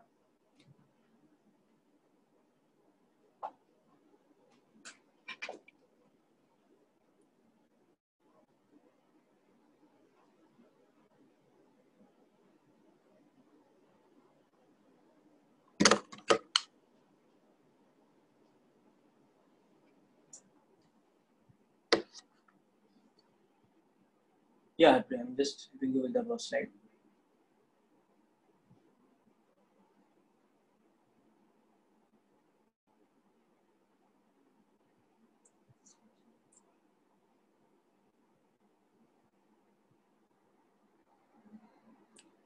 Okay, sorry about that, Varun. If the audibility is not there 100%, I'm monitoring over here and my levels seem to be fine, but could be some connectivity issue. Okay. So don't worry, the recording is having the proper audio levels. I'm monitoring it. So.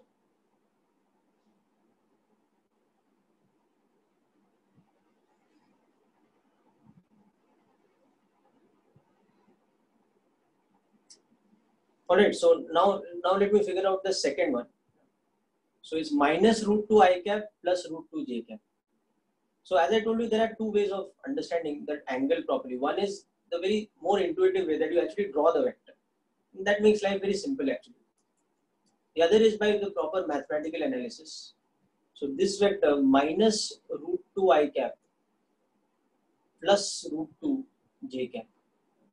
If I were to simply draw this vector in terms of my coordinate frame, how it would look. So it's very simple. You could see the components of this vector, the x component is negative and the y component is positive. So from that you can draw your own conclusion. So you can see that this is minus root 2 and this is plus 2. You can see EY is plus of root 2 and EX is minus root 2. So the vector A itself is the sum of this and this. So it has to be this vector.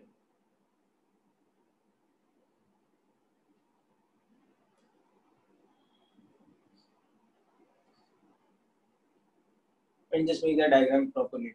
So it has to have a magnitude such that is that hypotenuse and this angle has to be theta. So you can see immediately that magnitude of A is 2, but that angle theta is actually 180 minus 45. So in the triangle, this internal angle you can see is 45. This angle, suppose I call that alpha.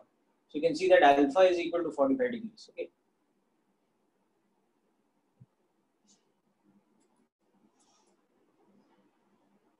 So the proper angle is 135 degrees. So we'll have to report the angle with the x-axis as 135 degrees and the magnitude of the vector as e. Now same thing if I want to solve this without making the diagram and all, I'll show you that next also. That's also possible. But you know, always without the diagram, you are so concerned with the proper formula and not mixing up the sign and all that, that often you are bound to make a mistake. So easier thing is just to try and visualize it in the diagram how it looks, and from that figure out how the angle is.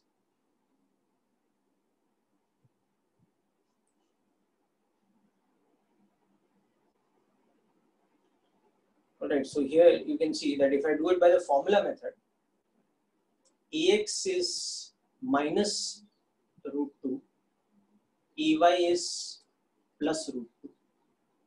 So the first thing you can understand the moment you write this out is that it's second quadrant, because the fact that Ax is this thing, the fact that Ax is negative and Ey is positive means that your cos theta is negative and your sin theta is positive, and this only happens in second quadrant. So that thing you already know. Okay, and your magnitude is root of ax square plus ey square, so that is 2 plus 2, so that's 2, so that's done. But now your tan theta is ay by x, so it is becoming minus 1. So tan theta equal to minus 1 can, again in general it can give you a quadrant 2 also, and it can give you a quadrant 4 also. But here we've already seen that it has to be quadrant 2. So you've seen that this has to be quadrant 2. So we rule out quadrant 4.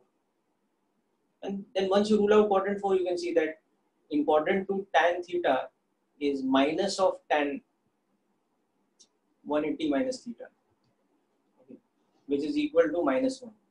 So that means 180 minus theta is 45. So theta is,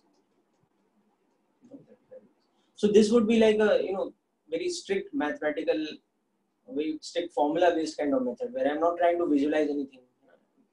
I'm just trying to stick to my formula and try and understand from formula itself how I would get the quadrant and the angle properly.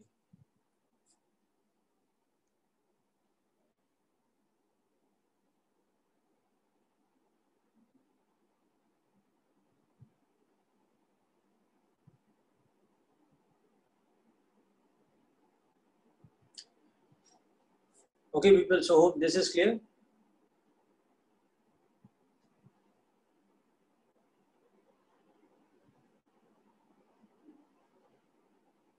Oh, sorry about that, Manas. I'll just check your answers.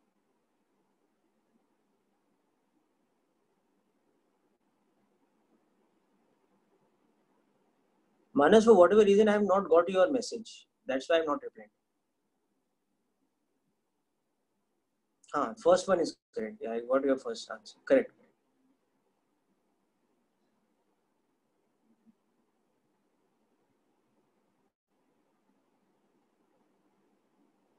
Okay. So now let's quickly work out the third one. No, Manas, for 2 and 3, I have not got your answer for your message for whatever reason. Okay, so that's why. So minus 12 I cap minus 16 j cap. So let's look at that. So now I'm going to go with the convenient method, which is just draw the vector with respect to your coordinate frame.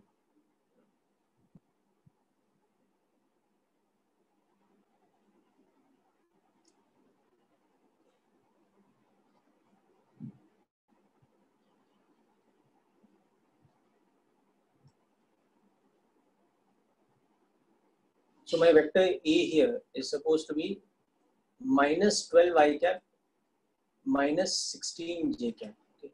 So I'll just draw it properly. See that? Okay. Minus 12 is a component like this, and minus 16 is slightly longer. So let's say it's like this. So the vector E will now have to be like this. It's the sum of these two components.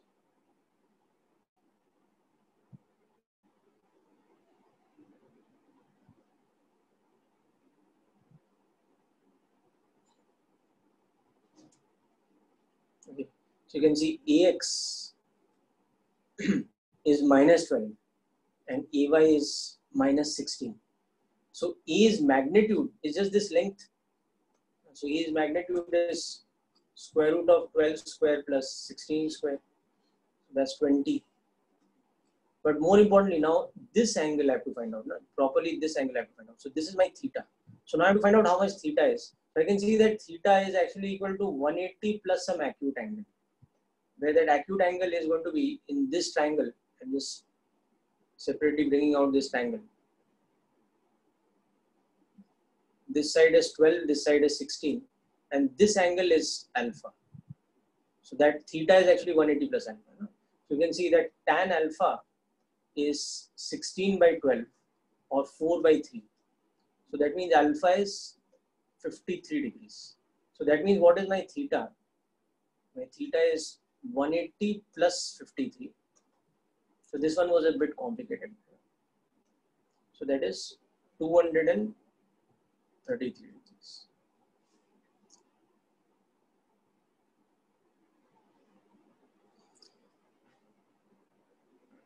Varun, you are not able to hear. Okay. Yeah, people. So appears that there is some kind of an internet disruption happening at some places or whatever. Because my audio monitoring is okay. I'm getting the levels here. Okay. So again, as I said, don't worry. I'm doing a recording of this, so you will get the recording with the correct audio. Sometimes it happens this time between 5:30 and 6:30, the internet speeds all across. Actually, after 4:30, I've seen it starts. Anyway.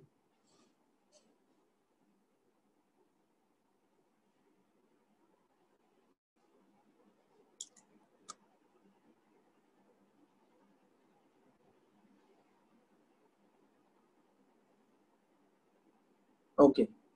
So some of you are getting the voice properly. Some of you, quite a few of you, 2 or 3 people, Yashovardhan, Varun, etc. You're not getting the audio clearly.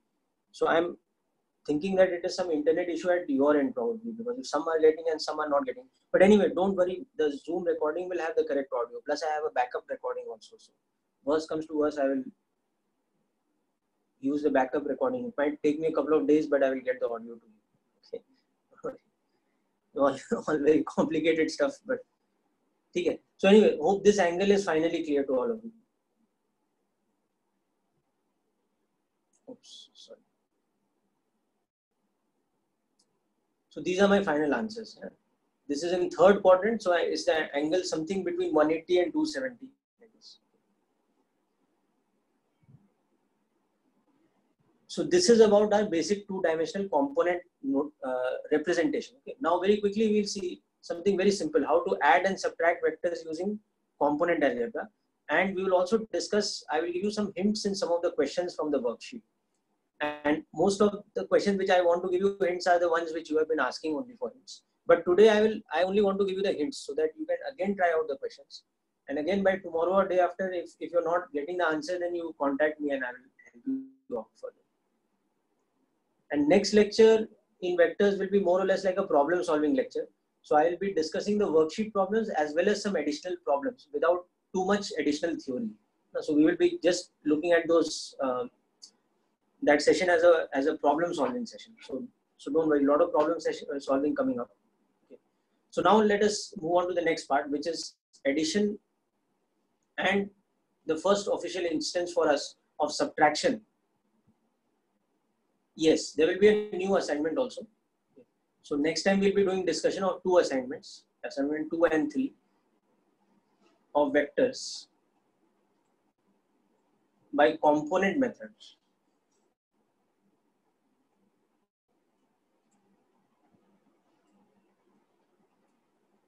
Okay. So this actually is as simple as algebraic addition or subtraction. The moment I write it, you will understand. And now we will also, through this, we'll learn how to add more than two vectors. Like if we have a plus b plus c, how to do that, we'll understand that also. Okay. So suppose we have a vector e, which is ax I cap plus ay j cap. Okay. And we have a vector b, which is bx I cap plus by j cap. Now I want to find the resultant. So let's say I'm finding out a plus b. So what I have done on the left hand side, just do the same thing on the right hand side of these two equations. E and b को जो मैंने express किया है, let's say this is equation 1 and this is equation 2. Now just do the same thing on the right hand side. So it is ax I cap plus ay j cap added with bx I cap plus by j cap, and then just use your normal, normal principles of algebra. So you open this bracket and you can take I cap common. So with I cap you are seeing you are getting ax plus bx I cap plus j cap you take common. So you're getting ay plus by j cap, and that simply becomes a plus b. So the vector a plus b actually is the sum of the x components, you can say, into I cap plus sum of y components into j cap. Okay, so we are going to generalize this later and see that if we are adding n number of vectors, then on the right hand side it is the sum of the n number of x components into I cap plus the sum of the n number of y components into j cap. So it becomes very simple, as you can see. And similarly, you can, if you understood this very clearly just now, you can even go ahead and see how you will get the formula for subtraction. Like we derived the formula for addition by just using normal principles of vector algebra, algebra, normal algebraic principles. You open the bracket, you take common term, and like that.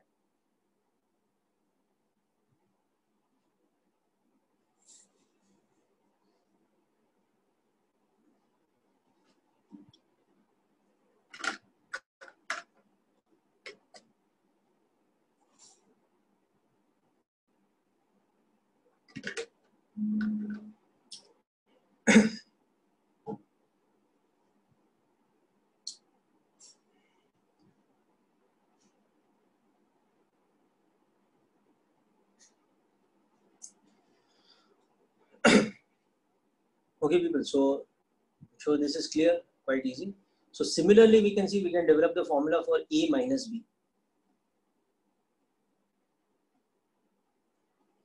So when you're doing this operation a minus b, just import the values from the right hand side. So a's value is ax into I cap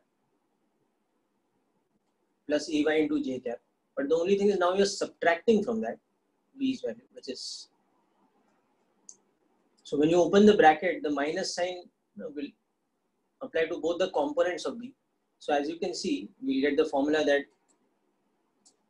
a minus b just becomes ax minus bx into I cap plus ay minus by into j cap.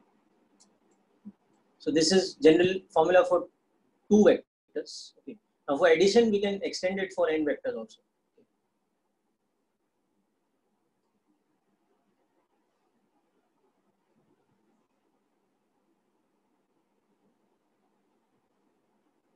So very simple stuff really.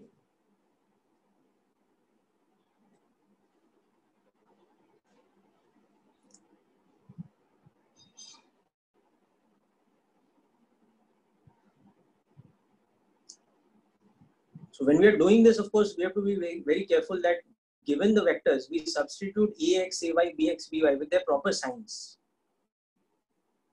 Okay, here ax and ay and bx and by, they are algebraic quantities. They are not just magnitudes. Okay. Ax can be +5, it can be -5 also. So if it's -5, this will actually become -5 plus whatever bx is.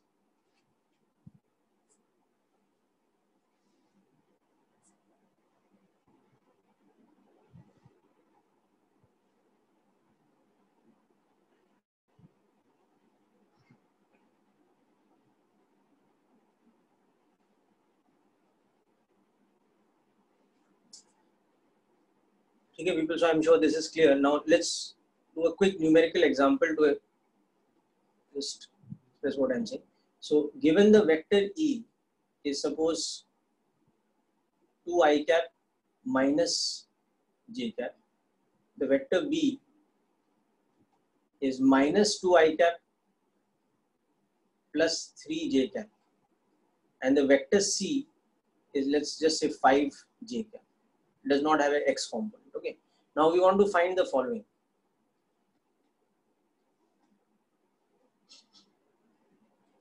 E plus B. Then also find E plus B plus C.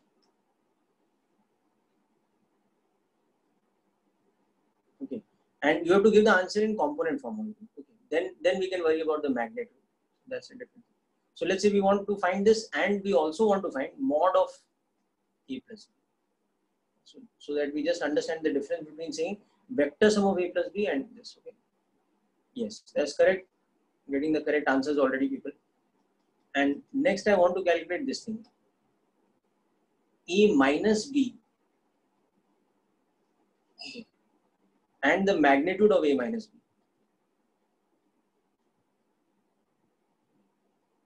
So let's say we want to just do this. Okay. So it's just a matter of substitution. As you can see. Yes, Harpriya, correct. That's good.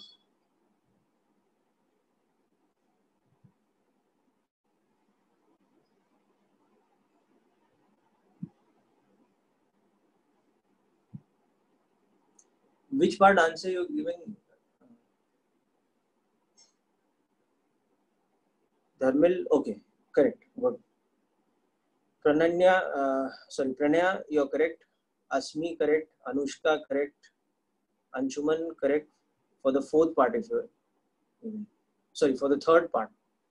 Anshuman is the answer for the third part you've given.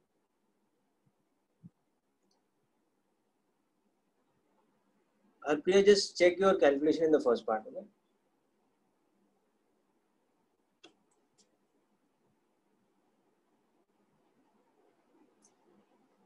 Yes, Atharv, correct.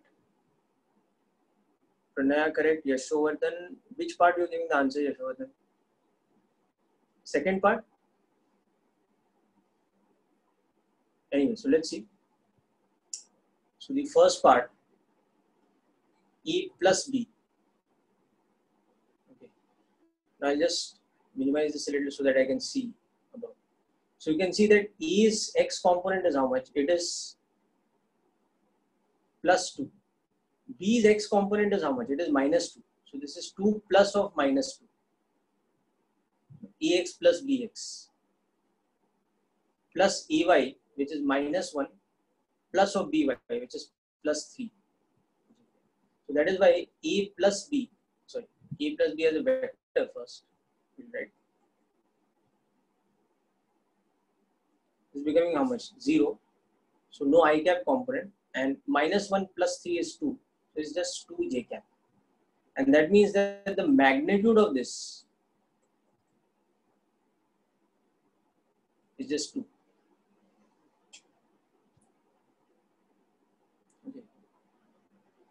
That's this part. Similarly, if I'm doing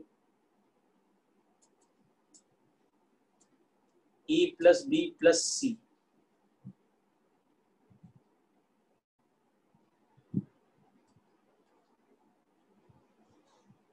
so add their x components. So the x components are 2, minus 2, and 0. C doesn't have any x component. Plus the y components are minus 1, plus 3, plus 5. Okay. So this is becoming no x component, so 0 I cap. And 3 plus 5 minus 1, so that's 7 J cap. So I'm getting E plus B plus C as a vector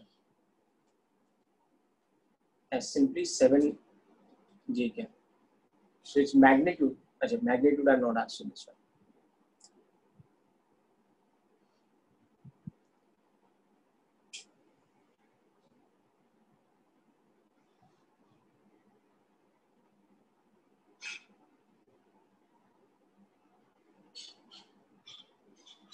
Okay.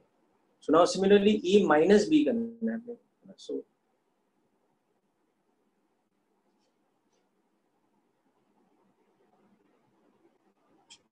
E minus B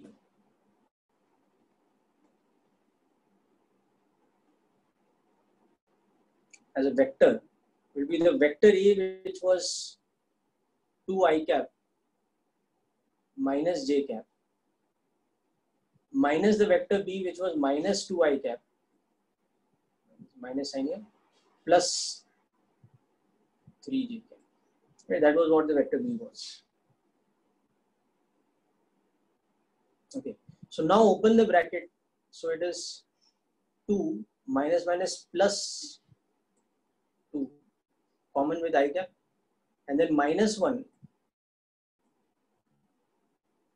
minus 3 with J cap. So that is nothing but 4 I cap minus 4 J cap. So that is what our vector E minus B is becoming. And that is the vector in component form. Now I also want to find its magnitude. So its magnitude will become 4 root 2. That is mod of this vector 4 I cap minus 4 J cap. So that is nothing but square root of x component square plus y component square. So that is 4. So this becomes the answer to the third part.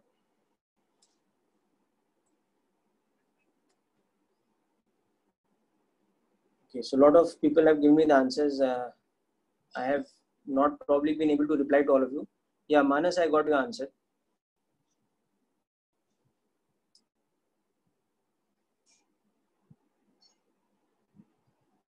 So hope you have verified it now. So second part's answer is in fact actually 7 J cap. Okay. Uday, your answers are correct.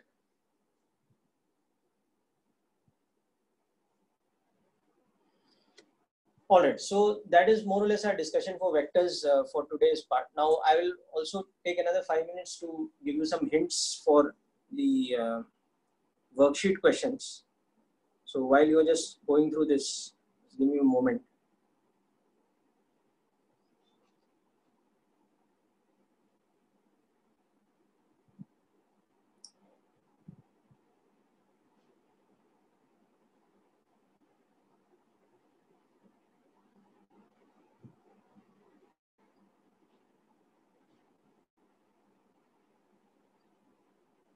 Yeah, worksheet 2 in vectors. So some of the questions I will be giving you the hint today, some on the remaining day. Okay.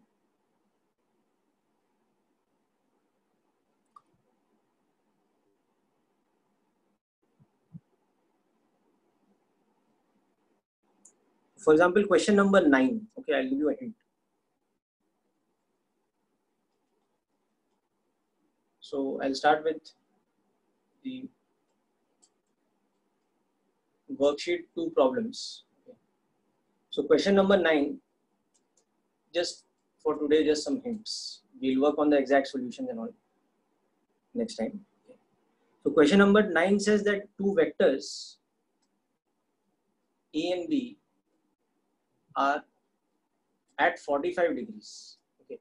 Now the options are giving you various inequalities. Okay. So the inequalities in the options are, you have to see A plus B ka magnitude. You have to figure out is greater than equal to, less than equal to, various such things compared with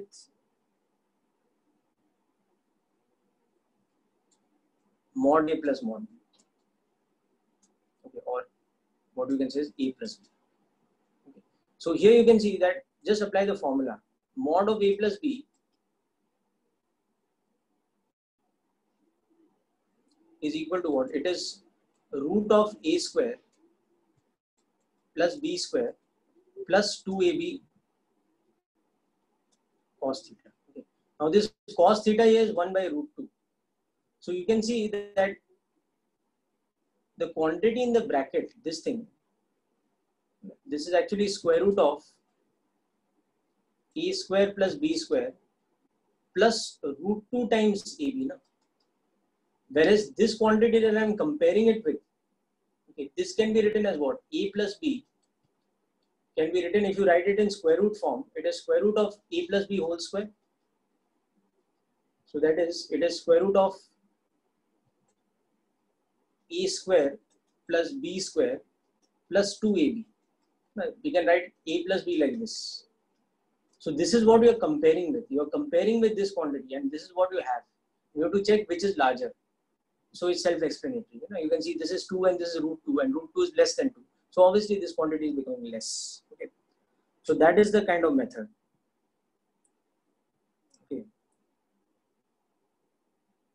Then similarly, I'll give you very similar to this is the question number 11. I'll give you a hint about that.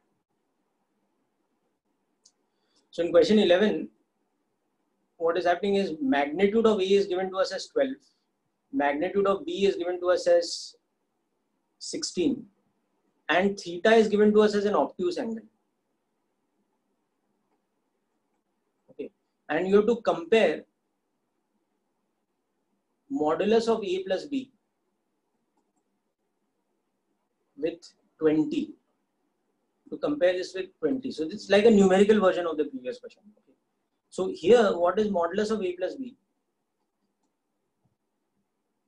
You will see that it is square root of A square plus B square plus 2AB. So that is this into cos theta. Okay. Now you realize that this quantity 12 square plus 16 square is actually how much? 144 plus 256. So it's 400. But it's 400 plus something, that is, whatever this is, 2 into 12 into 16. We don't need to do the calculation, but into cos theta. And now the important thing, theta is obtuse. So if theta is obtuse, what can we say about cos theta? This is a negative quantity. No? So that means it is actually square root of 400 plus some negative quantity. So that means it's definitely less than square root of 400 because this quantity is negative. So that's how we can compare it with 20. Hope you're understanding the point. Okay. Whereas same agar acute angle hota, तो ये positive hota. So it would have been square root of 400 plus something instead of square root of 400 minus something. So in that case, it would have been greater than square root of 400. So it would have been greater than 20. Okay. So that is what this is. Okay.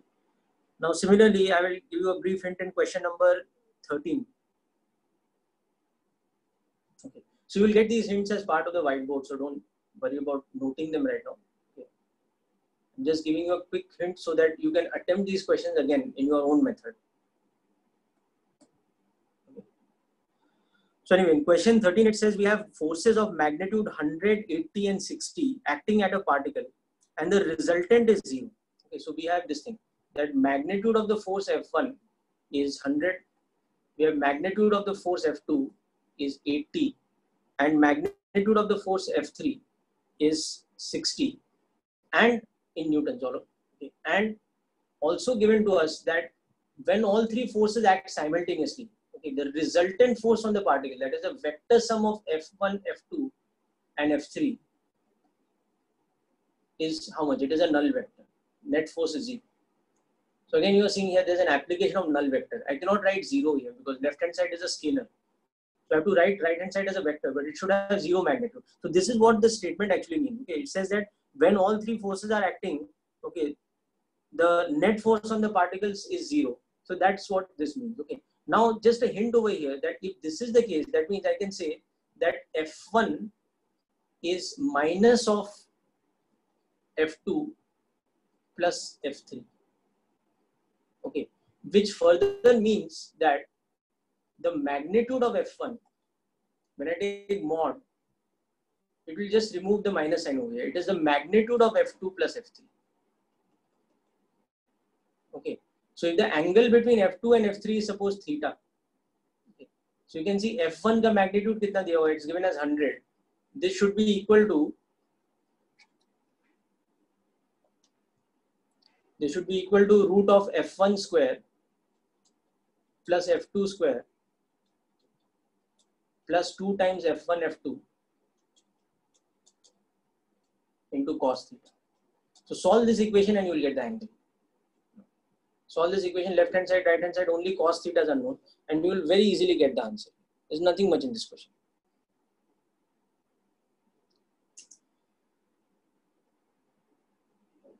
Okay, so hope this is clear.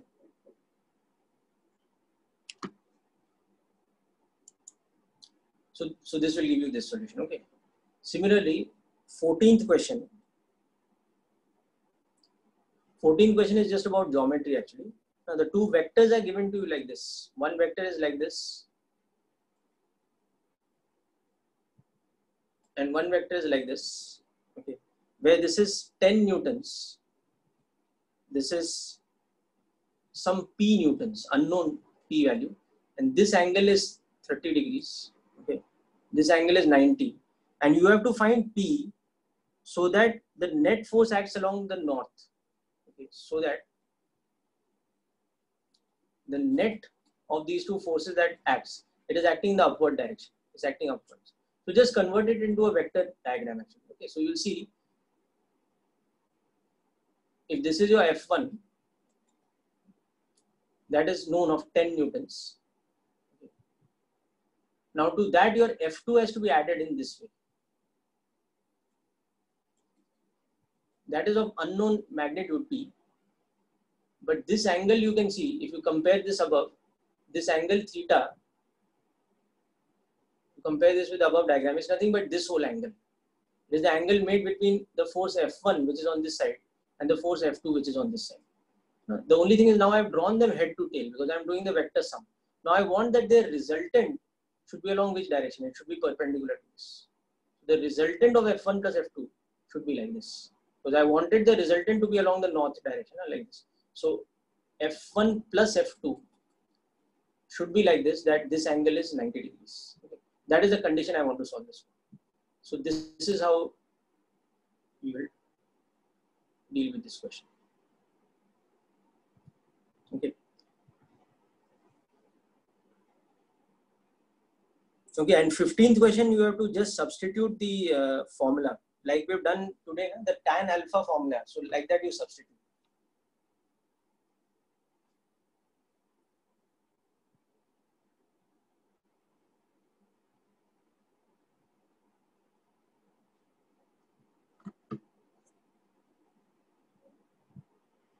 Okay, so just try out this according to tan inverse root 3 by 2. What that means, let me explain. So if we say that theta is equal to tan inverse of root 3 by 2, like I've said in the last question, it implies that tan theta is equal to root 3 by 2. Simple. So if theta is tan inverse of root 3 by 2, that means tan theta is root 3 by 2. That's the meaning of this term tan inverse. This is read as tan inverse of root 3 by 2. That's the meaning. Okay. So I will just leave you with these hints and you try out these questions using these hints. And if you have further difficulties or further doubts in it, of course, I will be doing the full discussion in the next lecture as I'm telling you. So don't worry about that. But what would be best for you is if you try out the questions, and if you need more hints, you discuss with me. And as you solve for more hints and all, I mean, you should be able to get the answer yourself. that would be the most satisfying result. Okay, so that's it for today's lecture, people. Any other doubts you have, you can WhatsApp me today, tomorrow, any point of time. Okay, so hope most of the lecture is clear. You will get the recording and the whiteboard very soon. Okay. Thank you all of you. Yeah, just now I saw a doubt by one of you. Work is a scalar, beta, because it is something called a scalar product. We will see. We will see later that work is defined by something called scalar product. It is not something we haven't studied yet, but it is defined as a scalar product of force and displacement, and that is why work is a scalar quantity. Okay? So when we study about dot product or scalar product, you can read ahead in your module also. You will understand that work done is defined as dot product of force and displacement, which by definition is a scalar.